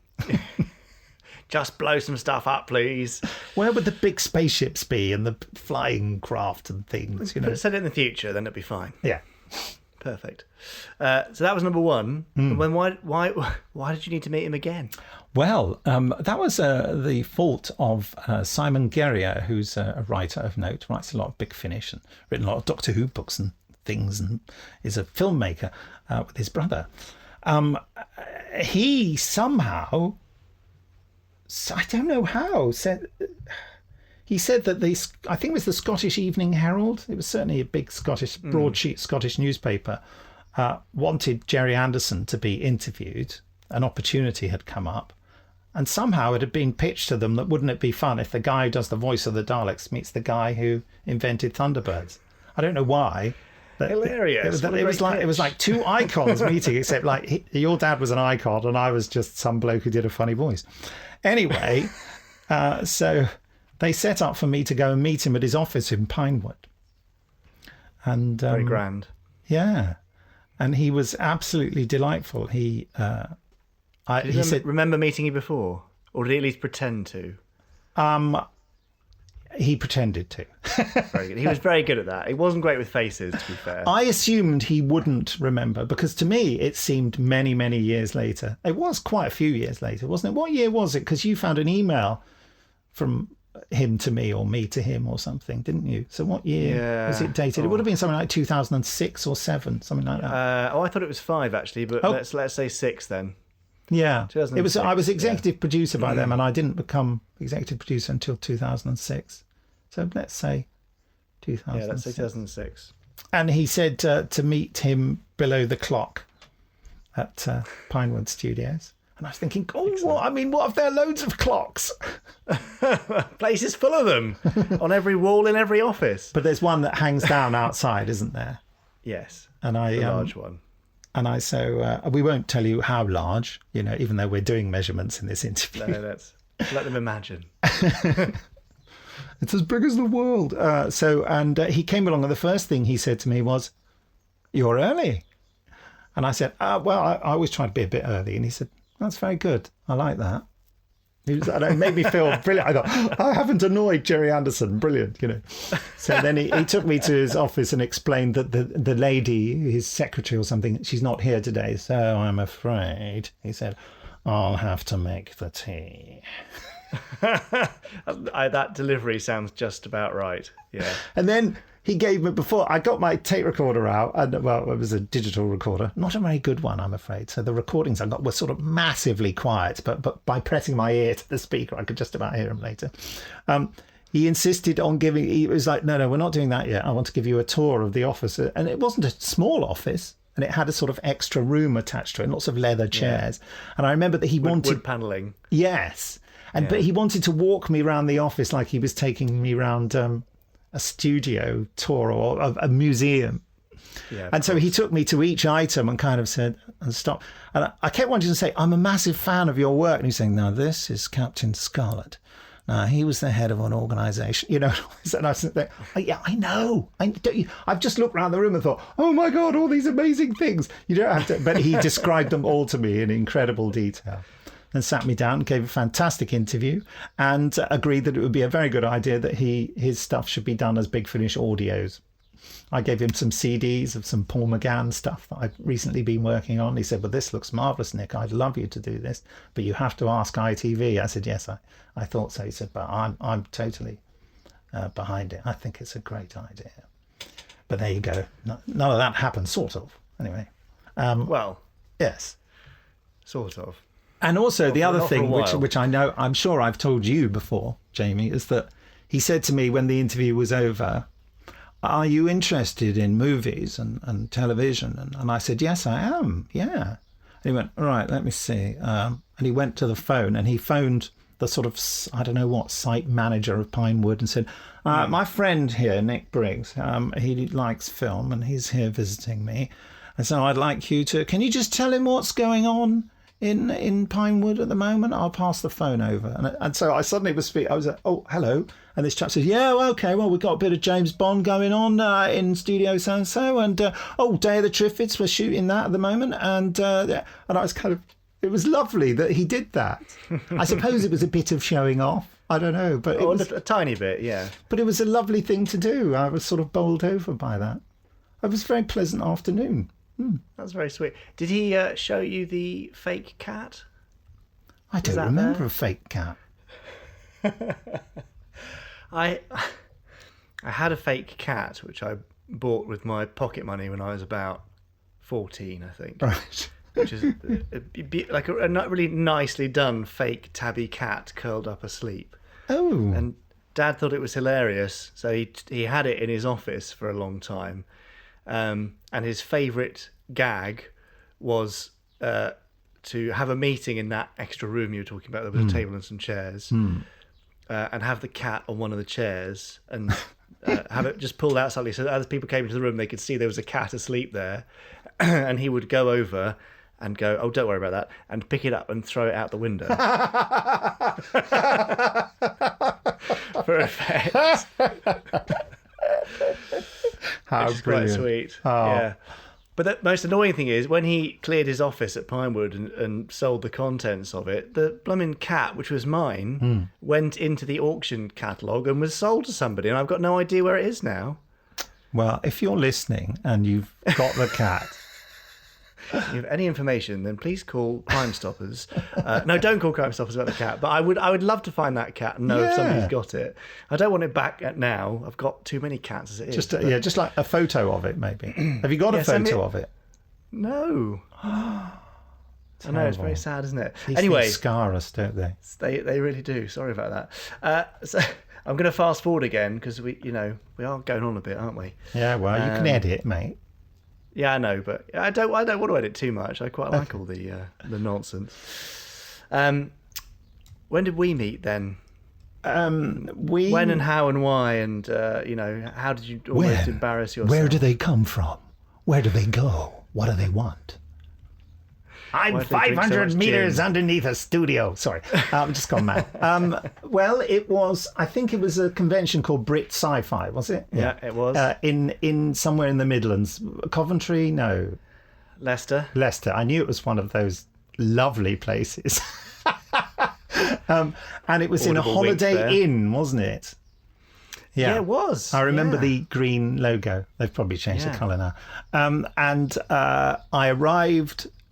to go to this event. I'd been invited as a guest, and I came in with my suitcase, and I was quite late, and you and a bunch of people were sitting around a big round table.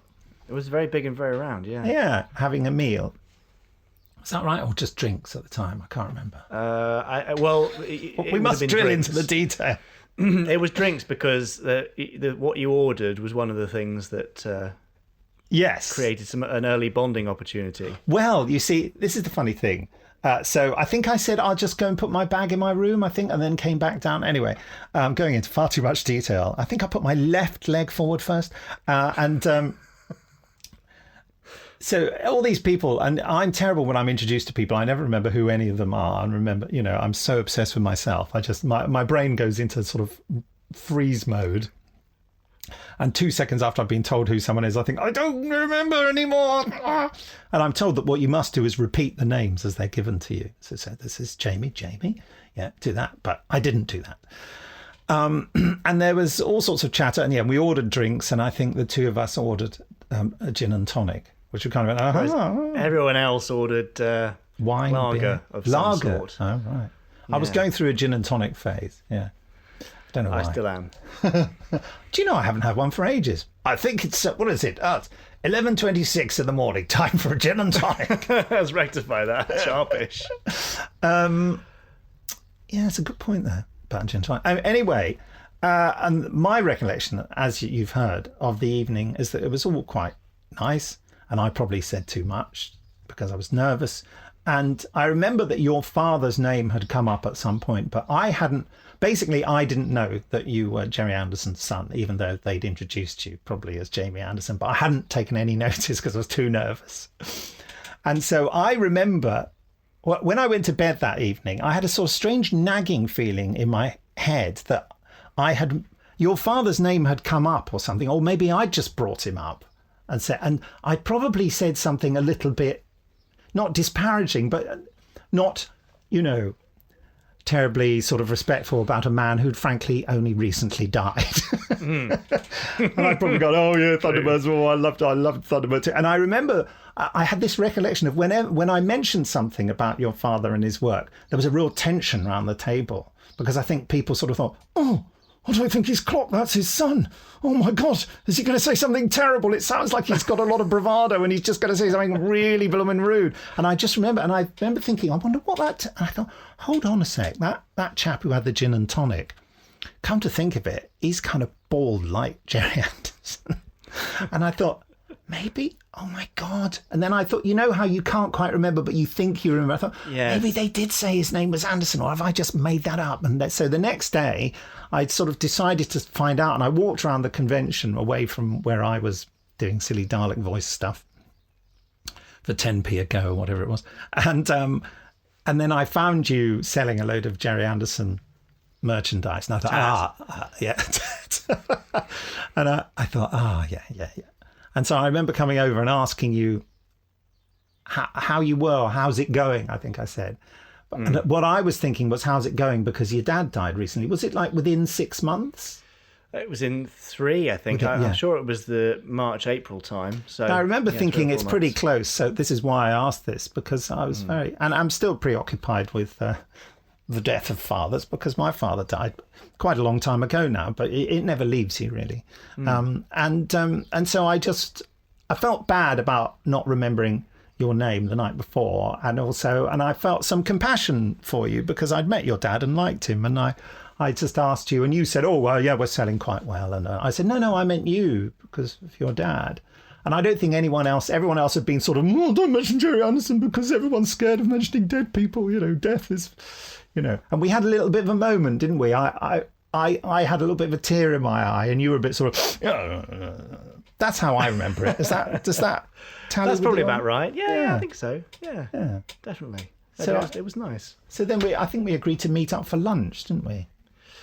Or was that later? I can't remember. You gave me a card and we emailed a bit, and then I think we decided to have lunch at some point. That's it. Yeah. Because I was thinking there must be something Gerry Anderson like we can do for Big Finish. I thought. Yeah.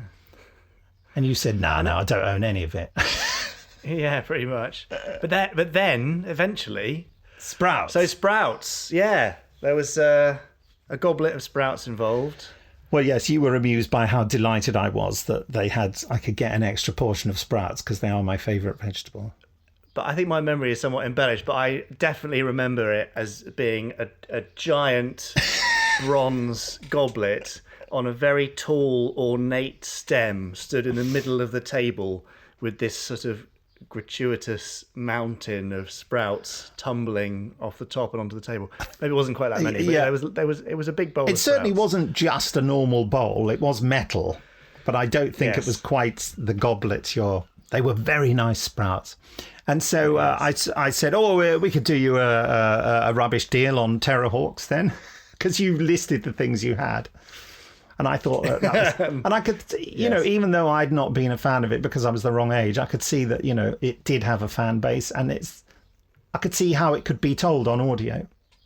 Yeah, absolutely. And then you said that you'd like to direct it, which solved a problem, of course. Personnel, it's always a problem, but I thought... Because nobody else wanted to. I hadn't asked anyone. Because you knew. Anyway. I'm sure that, listen, people like to work. So I got you in to watch Ken Bentley and me directing. And then I rode shotgun when you were directing Terrorhawks, and you flattered us by doing a perfect synthesis of the two ways we directed. And I think you followed more Ken's scheduling techniques, which are much more sophisticated than mine.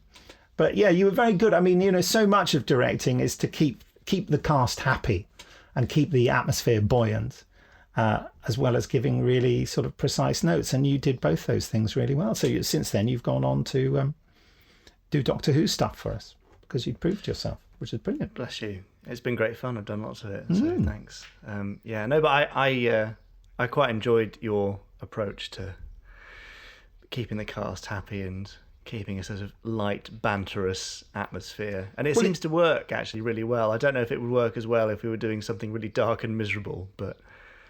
Well, I mean, it's daring to be irrelevant, because I think if you keep the actors facing the cold face the whole time, it just becomes too solemn. And, that might suit people who don't have a sense of humour, but most people have a sense of humour, and most people respond better creatively if they are happy, Yeah.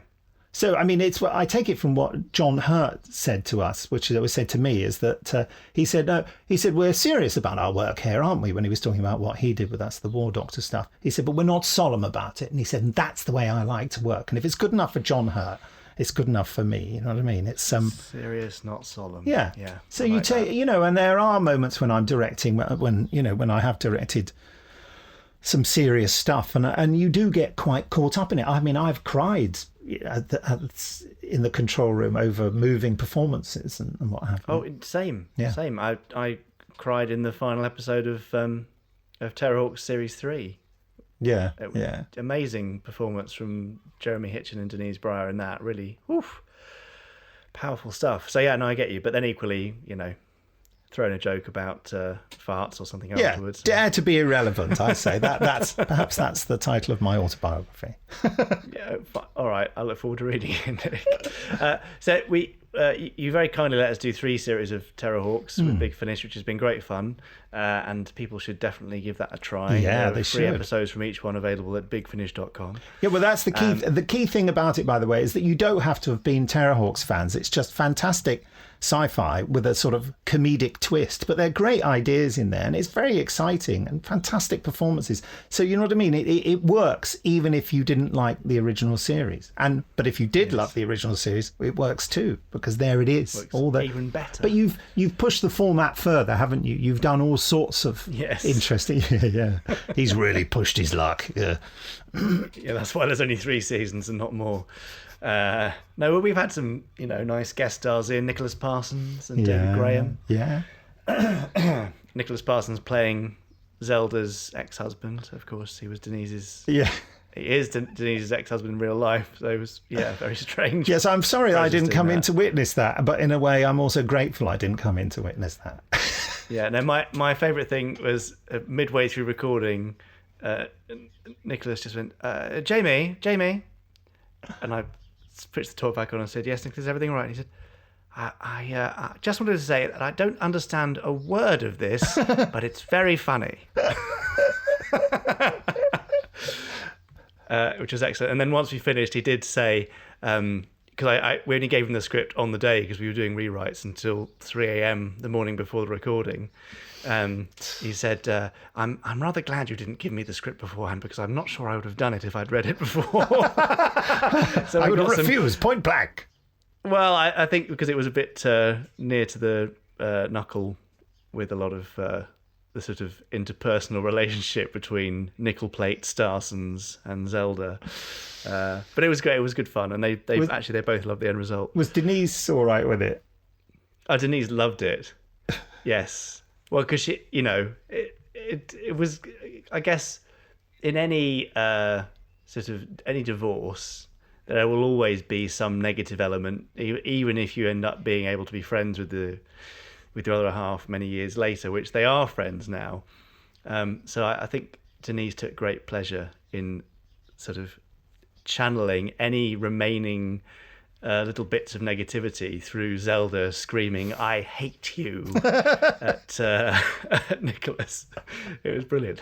Anyway, so we did loads of Terrorhawks, and then we got to do some Captain Scarlet stuff too, didn't we?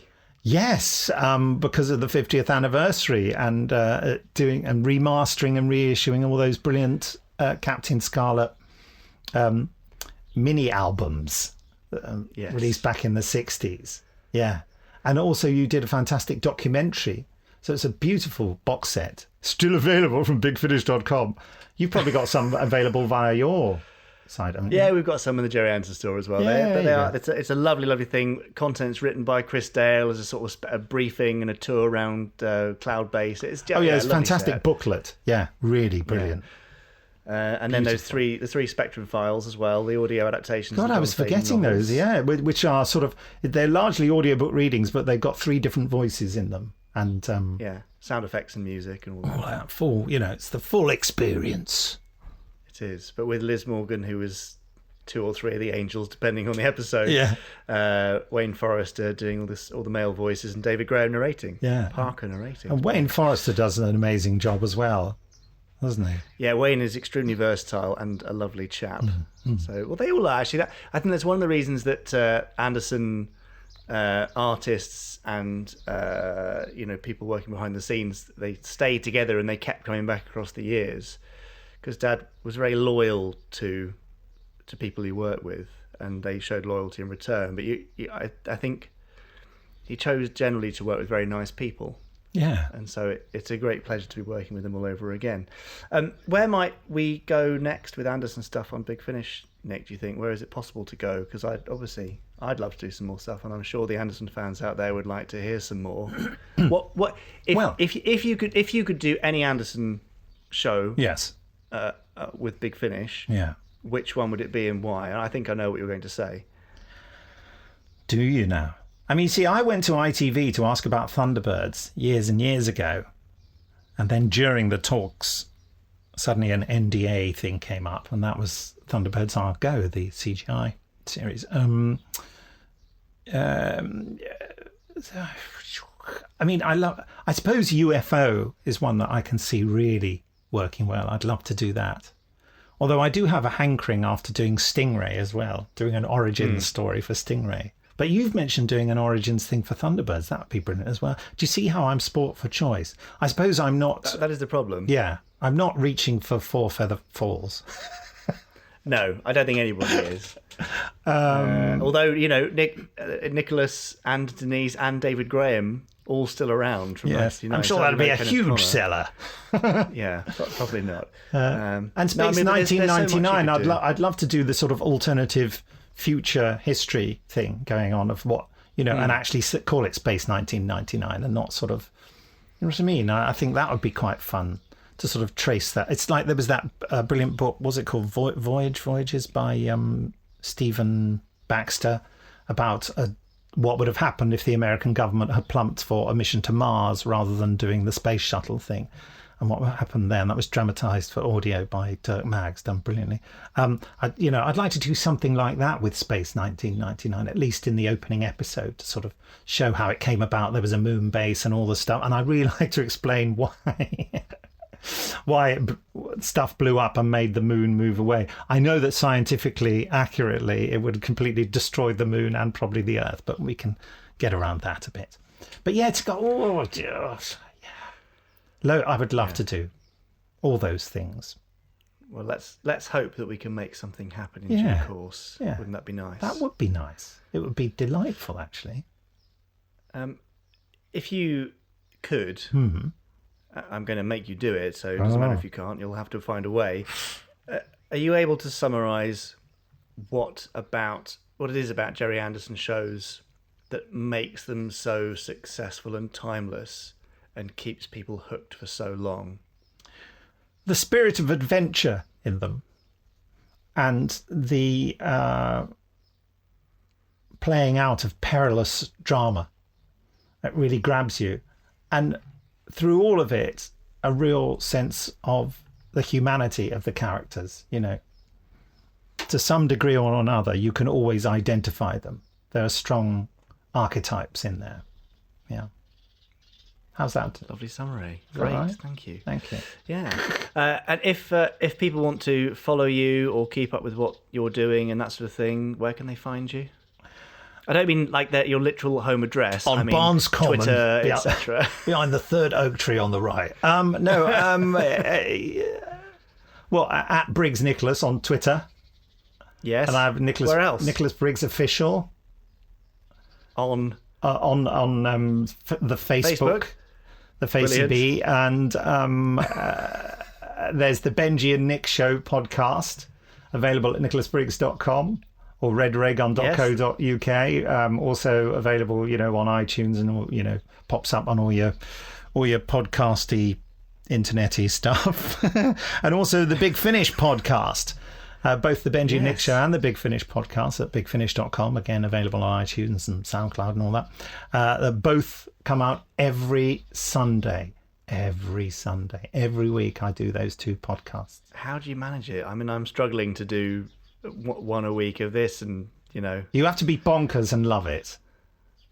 Well, that's helpful. I mostly do. Yeah. So. And communication's at the core of everything I've done, I think, in my life. I want to be communicating to people, because without communication to others, there's very little point in life, I think. That sounds a bit... lovely, slightly solemn note to end on. Oh, dear. What a pleasure this has been. Nick. Yeah, sorry it's dragged on so long. I'm sure you've got things you'd rather be doing, like... I'd always rather be talking to you. Oh, bless you. You massive suck up. Thanks, Nick. Pleasure. Great. What a nice chap he is, old isn't Briggs. Yes. I mean, young Briggs. Yeah. Briggs. Yeah. Yes, no, it's really nice, actually, that all from him, sharing a moment talking about recently deceased fathers. Yeah. Way back 2013 to now, when he's working as Remus in the show, and we do lots and lots of stuff together, and there's lots more stuff to come outside of Firestorm too. So yes, hope you got a flavour for Nick's passion for everything Anderson. Oh, absolutely. And I'm a regular listener. I mean, if I may just mention a rival podcast, the Benji and Nick Show, which they produce every week, is well worth it. And you sometimes feature, I know, Jamie, in your regular phone call from Nick. Oh yeah, I forgot about that. But do give it a listen. They discuss various cult TV series every week. It's really interesting and fun too. Yeah, they need to do some more Anderson. Actually, they haven't done an That's Anderson true. for ages. No, they should. Yeah, they should do the Secret Service. I think, 'cause, yes. And then that would chime in perfectly with our upcoming Newsy News rendition of the Secret Service theme. Yeah, which I can tell you're really looking forward to. Yeah, when you say something and immediately regret it. Nope, okay. Never had that feeling in my life. Right. Now, there's plenty more things where that came from. Like I said, the ITC thing, lovely Sean, who wrote the book about Lionel, and many more. Anthea Turner's lined up at some point soon. Yeah, great. John Culshaw. Oh, lovely. And many others. Yep. So sit tight. but do send us your suggestions if you like. And how can people make sure they don't miss these wonderful interviews, Richard? Well, it's quite easy. They can subscribe to whichever platform they're listening to us on, and then they'll be sure of getting a notification every time a new episode drops each week, every Monday morning. And of course, you can go back and have a listen to our back catalogue. There are 22 others. I think only 21 of them will have interviews, or 20 even. But anyway, from the likes of Sophia Miles and Wayne Forrester and Chris Packham and Lisa Mazimba and Gary Newman. Yeah, so many. Wayne Forrester. Did you say Wayne Forrester already? I did say Wayne Forrester, but it's always worth mentioning twice. Keeps me happy. There was a moment there where I wasn't paying attention. In fact, that's my phone. Is that Wayne Forrester? No, yes, there he is. Now, I'm going to let the voicemail get that. That's fine. Because I don't think it's anything interesting. Is it one of those answer phones where you can hear the person talking in real time? I don't know. No, how would I know? We might be able to pick it up. I wouldn't know that, the because when the answer phone picks it up, that means I'm out. Yeah, I know, but sometimes you can hear them live. Well, I mean, but I'm they never can be part of this that. podcast. Here we go. Can't come to the phone. Yeah. Right, I'm just going to speak over my mobile phone number because I don't want that you don't want going to out do that. on the That's podcast. weird. And likewise, Charlotte's mobile phone number. Yeah, that's a very good idea. Right, here we go. La la la la la la. Right, who is it? Oh, I can't believe it! Disappointment. After all that, the anticipation. I know. Oh, what a letdown. God, I need. Well, I'm so sorry to have taken you on that white knuckle journey of a ride. That's why people listen to this podcast. Of course. What else is there? For crucial moments like that. Oh, wow. Well, after all that excitement. Yes. Do you know what we need now is more excitement? We do. And actually, how can we get that? Well, listen. We know how we get that, of course, because we're about to introduce the wonderful Chris Dale and his randomizer. Now, talking of the randomizer, this is rather sweet. Mark Simpson Wedge posted some great pictures on Twitter of what he thinks the randomizer might look like. Oh yes, I saw. Isn't it lovely? Lovely. Including a retractable viewing screen, a readout slot to tell us which program has been selected, and also, rather cleverly, designs for a universal power socket so it can be plugged into Moonbase Alpha or Cloudbase. Makes sense. And it's received the approval of the randomizer general himself, Chris Dale, and you can find it on Mark's Twitter profile at DalekSram. But it's great, yeah, so take a look at the randomizer.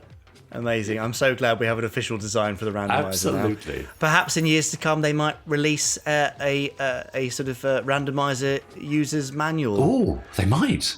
Yeah. You know, like one of the Haynes things, or like the recent Type 40 TARDIS user's manuals. Absolutely. Get on it, Chris Dale. When you finish recording the next 512 randomizers. Okay, so should we go over to Chris now? Let's pop over to see Chris. Right, there we go, Marina. I think that should help a little bit. Oh, hello everyone. Well, you joined us today in a back street. I'm not sure exactly where we are, actually. Marina and I have decided to do a bit of work on the randomizer, and we decided to find somewhere where there would be no distractions. No shrinking, no mad generals, no atomic explosions, just peace and quiet to let us get on with giving the randomizer a routine checkup. Oh, Puss, will you stop getting in the way? Anyway, we've been... Marina, can you hear something? Sounds like footsteps. Yes, coming this way, aren't they? What the... Marina, get down! No, stay down! Are you all right? I don't know. Are we? Good. Yes, we're both, Captain Scarlet. What a pleasant surprise. Were you standing there the whole time? Yes. Okay, not going to press you on that. Still, while you're here, how about hitting the big red button on the randomizer for us? I'm the obvious choice. Well, yes, you are the obvious choice. I mean, short of asking the cat. There's no time to lose. Excellent, thank you. I just hope there's a chance of us landing something that's a bit different to the usual fare. Well, a lot of strange things have been happening recently. There may well be. Well, let's see. Oh, that is a good choice. Well done, Captain. Yeah, what do you think? I'm afraid the whole episode is a complete blank. Of course it is, because it's not an episode from a show you worked on.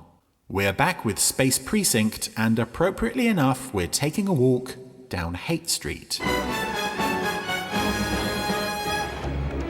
Well, last week we had a really terrible episode from a show that is generally considered one of the classic Anderson series. This week we have one of the more underrated Gerry Anderson series, and I use that description diplomatically because I know there are a lot of people out there who don't have much time for Space Precinct. But I've always loved the show, and I've always felt that this may well be the best episode. It may not be the most entertaining, but it's an episode that actually has something to say. It also is a lot more grown up than Space Precinct usually was, in such a way that is demonstrated quite graphically in this opening scene, I think. But instantly, this episode scores points just for that lovely shot of Demeter City covered in snow.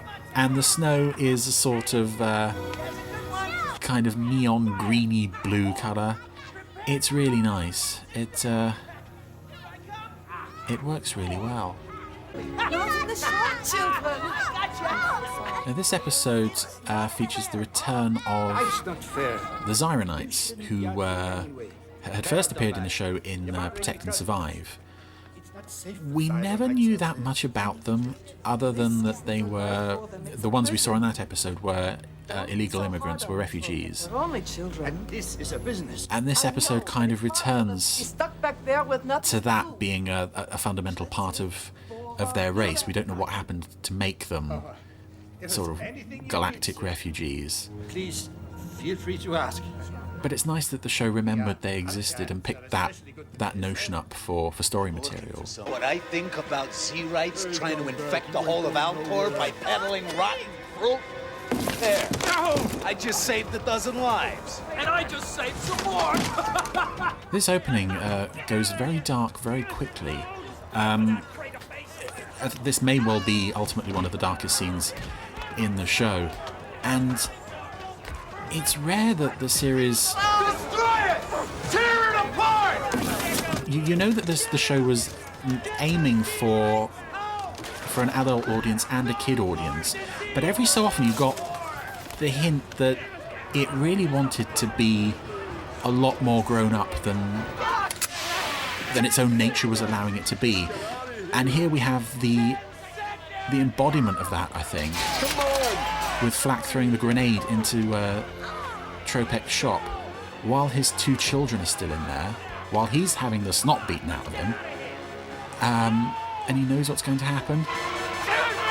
He has to save the children, but there was only 10 seconds, and those 10 seconds are up.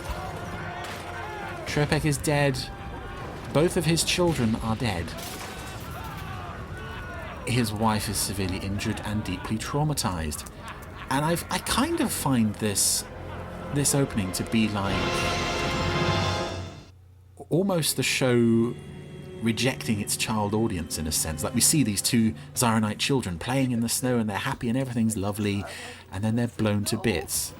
No, people are good. They wouldn't do anything. Leaving their mother severely traumatized. No, he's gone. It's a very, very bleak opening. For a series that otherwise tended to be... Can you give us a description of any of the... Not family-friendly as such, but family-oriented.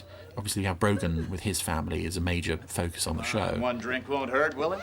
So it's amazing that the show... Doesn't your husband ever get home late? The show dared to actually kill off child characters. My children. Certainly a very powerful opening, sets up the story extremely well. You're a worm. How you doing, Erica? Why, Patrick Brogan!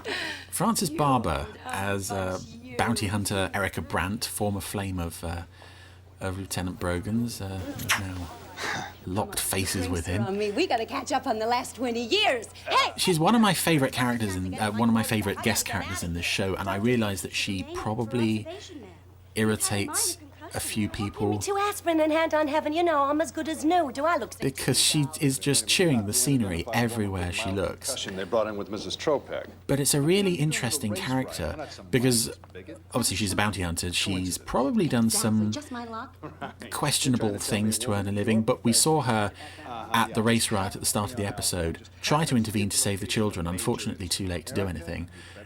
So she has a really strong introduction in that sense because she's obviously, her heart is in the right place, she just goes about her business in a fairly questionable way. Station house and beat it out of me. Whatever it takes. And I would have loved if the show had gone on to a second season, as I think it should have done. Erica Brandt coming back would be the first thing on my list of priorities. Jack.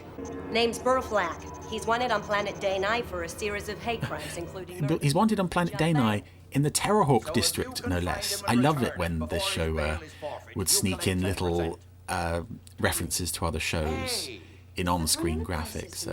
There is a police officer somewhere in Precinct 88. There is a woman named Tracy Virgil. Now listen, Brogan. The last thing we need in Demeter City right now is a racist like Flack. If he's on the planet, I want him.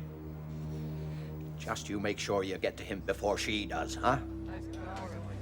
So that's a nice driving force for this story. Not only we have to nail this racist, but we also have to stop this woman from getting to him first. Even though this woman is not, as we said, not a bad person by any means. I believe on your scale she would rate at least a 9, Officer Haldane. Wrong, Slow-Mo. That's an 11. That's something else that I like in this show, which was only occasionally hinted at, was this odd relationship / friendship between Haldane and Slow-Mo. Is that Slow-Mo was sort of slowly being corrupted by Haldane's womanizing nature, and he would occasionally bring him in for crazy schemes or for favors and such. That's something nice. I loved Slow-Mo as a kid. I don't generally like him that much now, but I do like some of his relationships with other characters. Lust after that Honey, I went man out with her a few times. morals It's of an an ancient alley history, cat. honey. I hardly knew you Why then. should I care? I don't care. Then why did you bring it up? Good. See, Sally Brogan is supposed to be a loving, supportive wife. She just seems to be there to nag. Always nag. And it's always done in such a way to make Brogan the villain, which he really doesn't need, because he's got enough villains to deal with. I think the crowning moment of Sally Brogan awfulness is in Time to Kill, where the cyborg has murdered literally all of Brogan's friends and colleagues, so he has to send his family away. And before he sends his family away, Sally tells him, "You've crossed the line." It's like, bitch, he had all his friends murdered by somebody else. How is this his fault? She was just there so often to complain, to nag, and ultimately in this episode to be fairly disgusting in her behaviour. Like I said, I don't blame Nancy Paul. I blame the character as written. Very rarely did she seem like the supportive wife that a man like this really needed. Occasionally I lose my bearings. She has seen fit to furnish me with a locator. I'm embarrassed to admit it has proven my savior on several occasions. Yeah, that's a bit of a, what was it called? Chekhov's gun. We've established that this locator is a thing, solely for the fact that we need it later on. It in no way would have been necessary otherwise. The voice of this actor playing the chap that Erica Brandt is buying her cryo gun from. First you stun your target. He sounds like a lot of the Sorry, Coney. the other characters on this show. A lot of the guest characters. Who's the Tarn in Enforcer? You freeze it. I can't remember his name, but he's one example of... I think this actor provided a lot of guest voices for... dubbed a lot of other characters in this show, but this may be his only on-camera appearance as himself. This doesn't sound like it's dubbed. He stopped talking now, so I've waffled all over it, but... The whole damn city is ready to explode! I won't stand for it! Captain, we know that Flack was involved with the killing. Yeah, if the city's going to explode, we're the ones who are going to cause it. Blow up a dirigible or something. Where is everybody? They'll be here, Flag. Who's she? No idea, but if she knows the location, she must be all right. I'm a cartoon hippopotamus. I love that voice. It doesn't fit well, I suppose it does fit the character of being a big, dumb, stupid racist. It's just odd to hear such a dopey voice in this show. Veronica Wilson.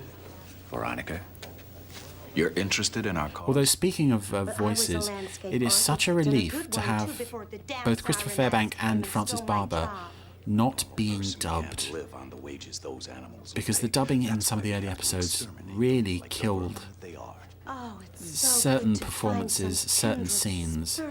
By this time, they'd really eased up on dubbing. Dubbing human characters, which was a very good idea. More depth. Looks pretty real out here. They got a lookout. What's the plan? I'm talking about him quite loudly, only a few feet away from him. He's obviously deaf. I don't think he heard me. Over. Excuse me, buddy. Could you spare a couple of This is quite a fun way of getting into Flack's rally, rather than just storming in there and guns drawn. Serves you right. Haldane is able to overcome the doorman by pretending to be a drunk and then decking him in the face. Siron fever under control. That the new quarantine screening process has eliminated the danger. Oh, okay, so it was Siren fever that's caused the this racist thing. That makes sense. To force this low-paid submatter subspecies into the workforce to drive down honest wages. Just like it was on planet Dani. Now, I think one of the reasons I have a lot of time for this episode is I really respect it exploring the racism issue in, as we said earlier, a show that kind of wasn't sure whether it was a family show or an adult show or whatever. And ultimately, although it doesn't really say much beyond racism is bad, unfortunately we do live in a world where that needs to be said. And sci-fi shows are a really good way to explore themes like that without being quite so on the nose. And while this is very overt in terms of its subject matter, it's probably the only episode of the show that will always remain relevant, because we will always have idiots like Burl Flack and idiots who will listen to what he has to say and follow him. And unfortunately, those idiots can sometimes end up in positions of power. Because our world is often stupider than anything this show could ever come up with. Flag, here, come on! I got a car. I think I know how to make it work. Let's see if I got it. All units 280.1. Yeah, one of Flack's baddies, henchmen, has just been killed. I think they killed the more credible of the two, because the guy with the voice of the cartoon hippo is still alive. Can't you go any faster? I'm trying! Take it. Don't rush me. I can't think and drive. This snow really adds to the model effect shots as well. This is a really nice chase sequence here. I told you we should have left your mother's earlier, George. Now here we have two... So Brogan and Haldane are on the trail of Flack. They're chasing across Demeter City after him. And unfortunately, this elderly Tarn couple get caught in the chase. And I think We should be right on it. The wife is played by the same Tarn head as previously appeared in this episode as Mrs. Chan. I could be wrong, but the faces look very similar. What? Damn snow blades don't work. Should have installed blowers years ago. Oh, and the elderly couple has just been hit. I suppose it's kind of their own fault for flying without the windscreen wipers. But unfortunately... He's getting away. Yeah, forget it. We got another problem over here. Causes them to have a crash landing. And it's left unclear as to whether or not they actually survive. Well, the wife survives, but then we get this shot. George, are you all right? George is not We've got an responding. emergency situation. Zone 10, South Krasuki Oh, Boulevard. that is a beautiful shot. Paramedics. That is a beautiful shot of the wrecked hopper covered in snow and the cruiser hanging above it with its searchlights going and the snow everywhere. And oh, this is a really pretty episode. I'm sorry that Flack got away last night. I really like the chemistry between Ted Shackelford and Frances Barber in this episode. And it must be difficult for two actors who've never met each other before to act as if they have this long history between each other. And I know that's part of their job, but there's a difference between just saying the words and making it seem real. And these two really do make it seem real. And what makes it even sweeter is that this is the absolute last woman you would expect such a straight, decent man as Patrick Brogan to have hung out with. Now, let me ask you a question. Flack's bail forfeits in 11 days. It takes But then you do have this, You're too late to collect. as we've said, she more or less has a heart of gold, despite everything she does.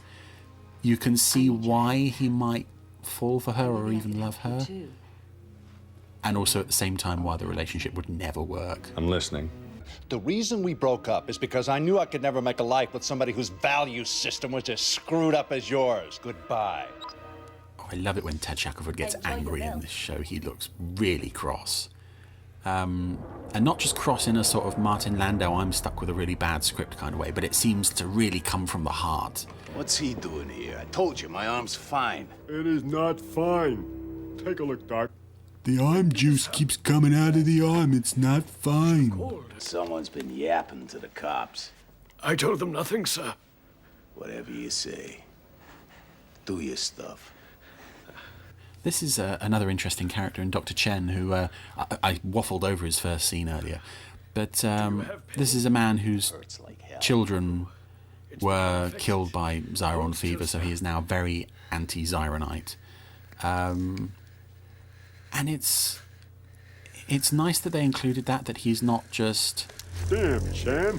Your hand's shaking like a frightened Z-Ray. I love this guy. That he's not just racist because he's stupid. He's racist because he actually has, at least what he feels, is a legitimate reason to be angry towards these people, which a lot of people would probably be able to sympathise with. As much as I said, you know, racists are stupid, which yeah, obviously. But there are some people who have these views not because of that, but because they have been blinded by circumstances and things that have happened to them. He's also a really nice looking character as well, and I love him swiping from the vending machine here. Oh, Dad, you should have seen it. This guy's head comes right off. It was awesome. Oh, I saw that this morning. Matt, isn't it time for Cyber Cowboys? It is. What are we waiting for? You kids really will watch any old rubbish, won't you? Although I suppose I shouldn't judge. For starters, what they're watching is the Space Police pilot, at least a section of that. I smell perfume. Gardenias. Another woman exists. I am suddenly furious. She was here in my house. Since there was nothing to tell you, as soon as the kids were in bed, I would have gotten around to telling you that there was nothing. This is stupid. I don't even know what we're arguing about. No, I don't either. Sally is once again... Some doctor named Eastman called you while you were gone. Oh, yeah. Being very hypocritical. Oh. Having a go at Brogan for... Said he'd heard all about me. For being essentially stalked by an old flame. He hasn't, you know, actively sought her out. And she's furious about that, but she's agreed to go out with this Dr. Eastman chap. Not because she especially wants to, but because she wants to score a point over him, which I can kind of understand, except for the fact that she's a gorgeous woman. She's doing it in front of the kids. Not good parenting. Before you met Sally, right? You got a question? Let's hear it. Okay. Why? Why Sally over Eric? Because you don't marry the person you want to live with. You marry the person you can't live without. Okay, I refer you to my previous question. Why Sally? I get that is a nice sort of heartfelt moment there, especially when Jane walks past Jack and you know With or without? You gotta decide. Yeah, that hammers it home. He would want to be with Castle. Mrs. Chan. But yeah, it doesn't back up. The evidence that we see just in this episode alone doesn't back up why Brogan would have married Sally. Police, freeze! So Brogan and Haldane have tracked down. He's stunned. Oh, good. Mr. Doofy Voice is still alive. They've somehow managed to track down the hotel room where Flack was staying because they found a body. They found a bottle on the body of Dr. Chen, which he stole from the vending machine. I don't quite know how they worked out what room at the hotel he was staying at. But anyway, we're off to what Brogan calls the cargo bay, which seems to be like a space station, spaceport. Which how do you find a needle in a haystack? In the Making of Space Precinct documentary, they go into the composition of this scene. It's quite interesting if you haven't seen it. I told you. It's on the Gerry Anderson YouTube channel if you'd like to take a look. Yeah, well, I don't care. She's here. I know she is. Why don't you try down there? And it's rare that the show kind of hinted that there was any life beyond Altor and Demeter City. Obviously, the Tarns have their own homeworld, the Creons have their own homeworld, obviously the humans have their own homeworld.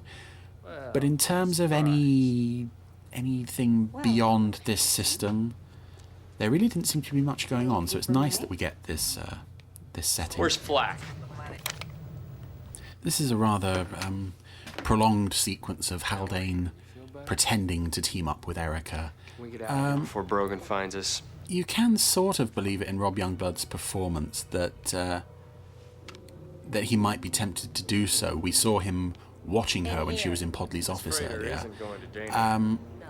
But again, it's kind of obvious that he's not really going to go off with her, that this is just part of their plan. The shot of the frozen Flack is kind of... So handsome. We have a deal.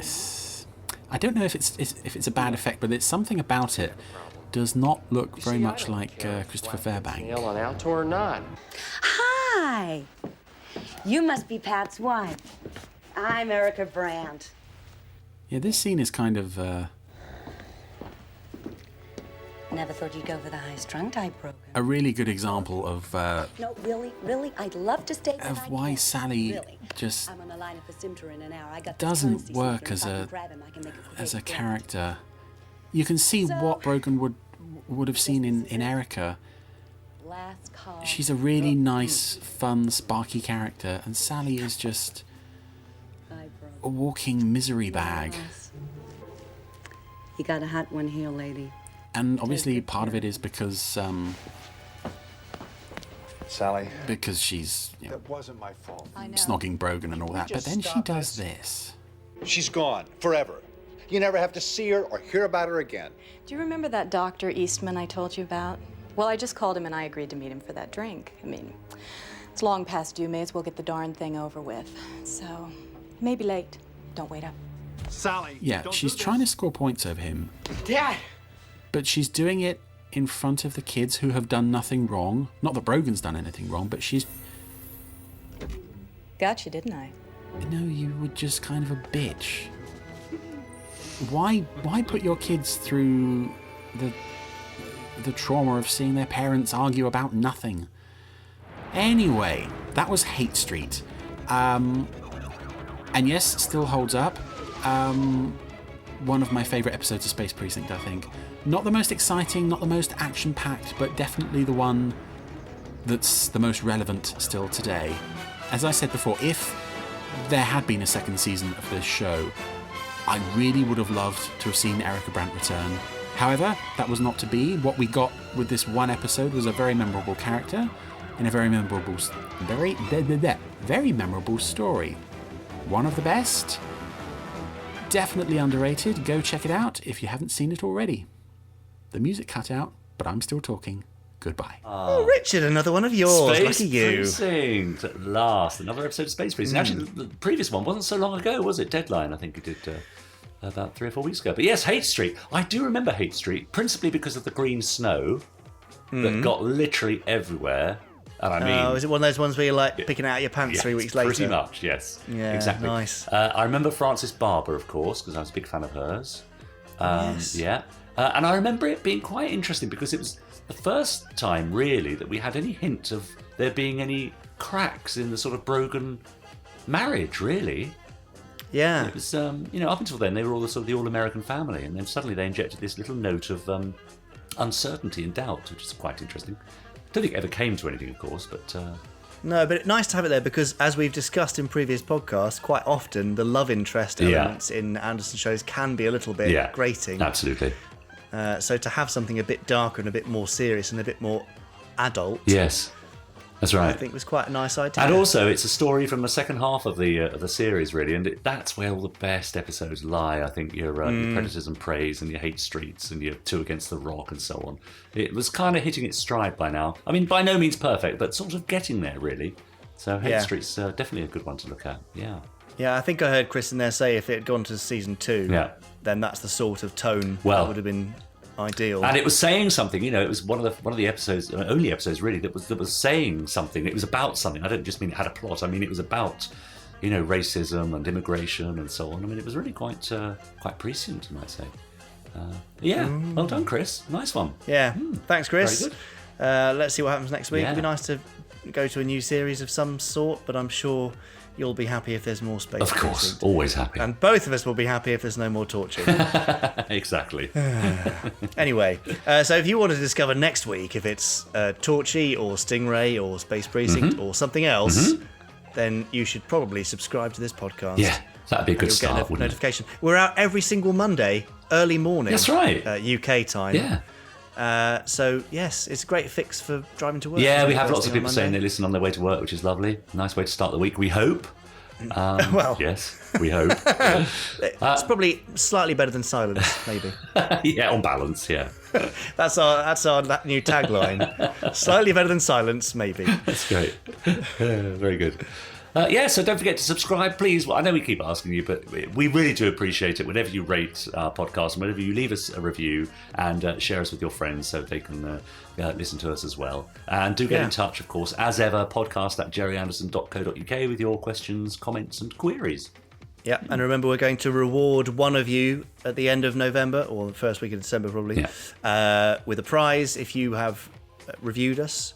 So if you review us, then send us a screenshot of the review and the username you've used to review us under on whatever platform you do that, whether it's Spotify or Stitcher, or iTunes. And we'll pick one of you at random to win some Gerry Anderson Christmas goodies. Yeah, great. And that's probably it, isn't it, I think Richard? that's about it, yeah. That'll do. Should we go away? Shall we go away and leave them to have their week in peace? Yeah, let's do it. Thanks for joining us. Have a nice week, everyone. Bye. Bye.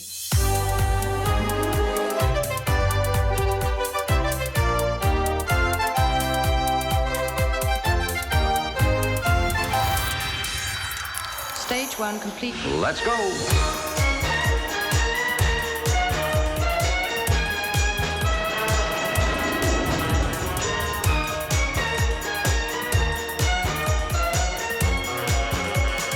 Spectrum is green.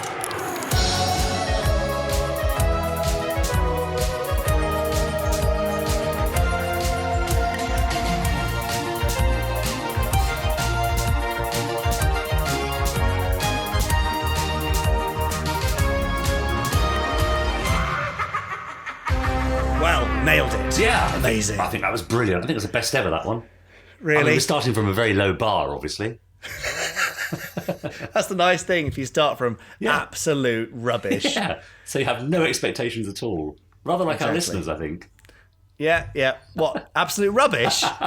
No, they Richard, have no expectations. They're still listening now, you know. I'm not saying they're rubbish. I'm saying they have low expectations. Oh, okay. So they No, can't that's help probably- but be impressed. One would That's hope. probably true. Yeah.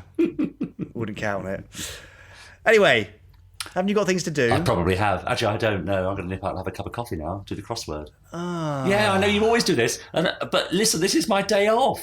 I do work really hard when I work. I know. Likewise. Yeah, Likewise. exactly. And I did just have my first full weekend off. Yes, of the year. how was it? So that was great.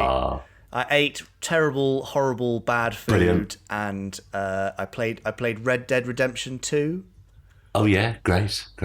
Which is very good. Yeah. And sat around in your pants. No, I didn't do that. Oh. But I did go out and cuddle the sheep and the pygmy goats and stuff. Well, I mean, who All wouldn't very on their cute. weekend off? Yeah, the pygmy goats are so cute. I must post a photo, actually. They're lovely. Anyway, yeah, that's it. So I'll go away now. All right. Honestly, you cuddle one goat.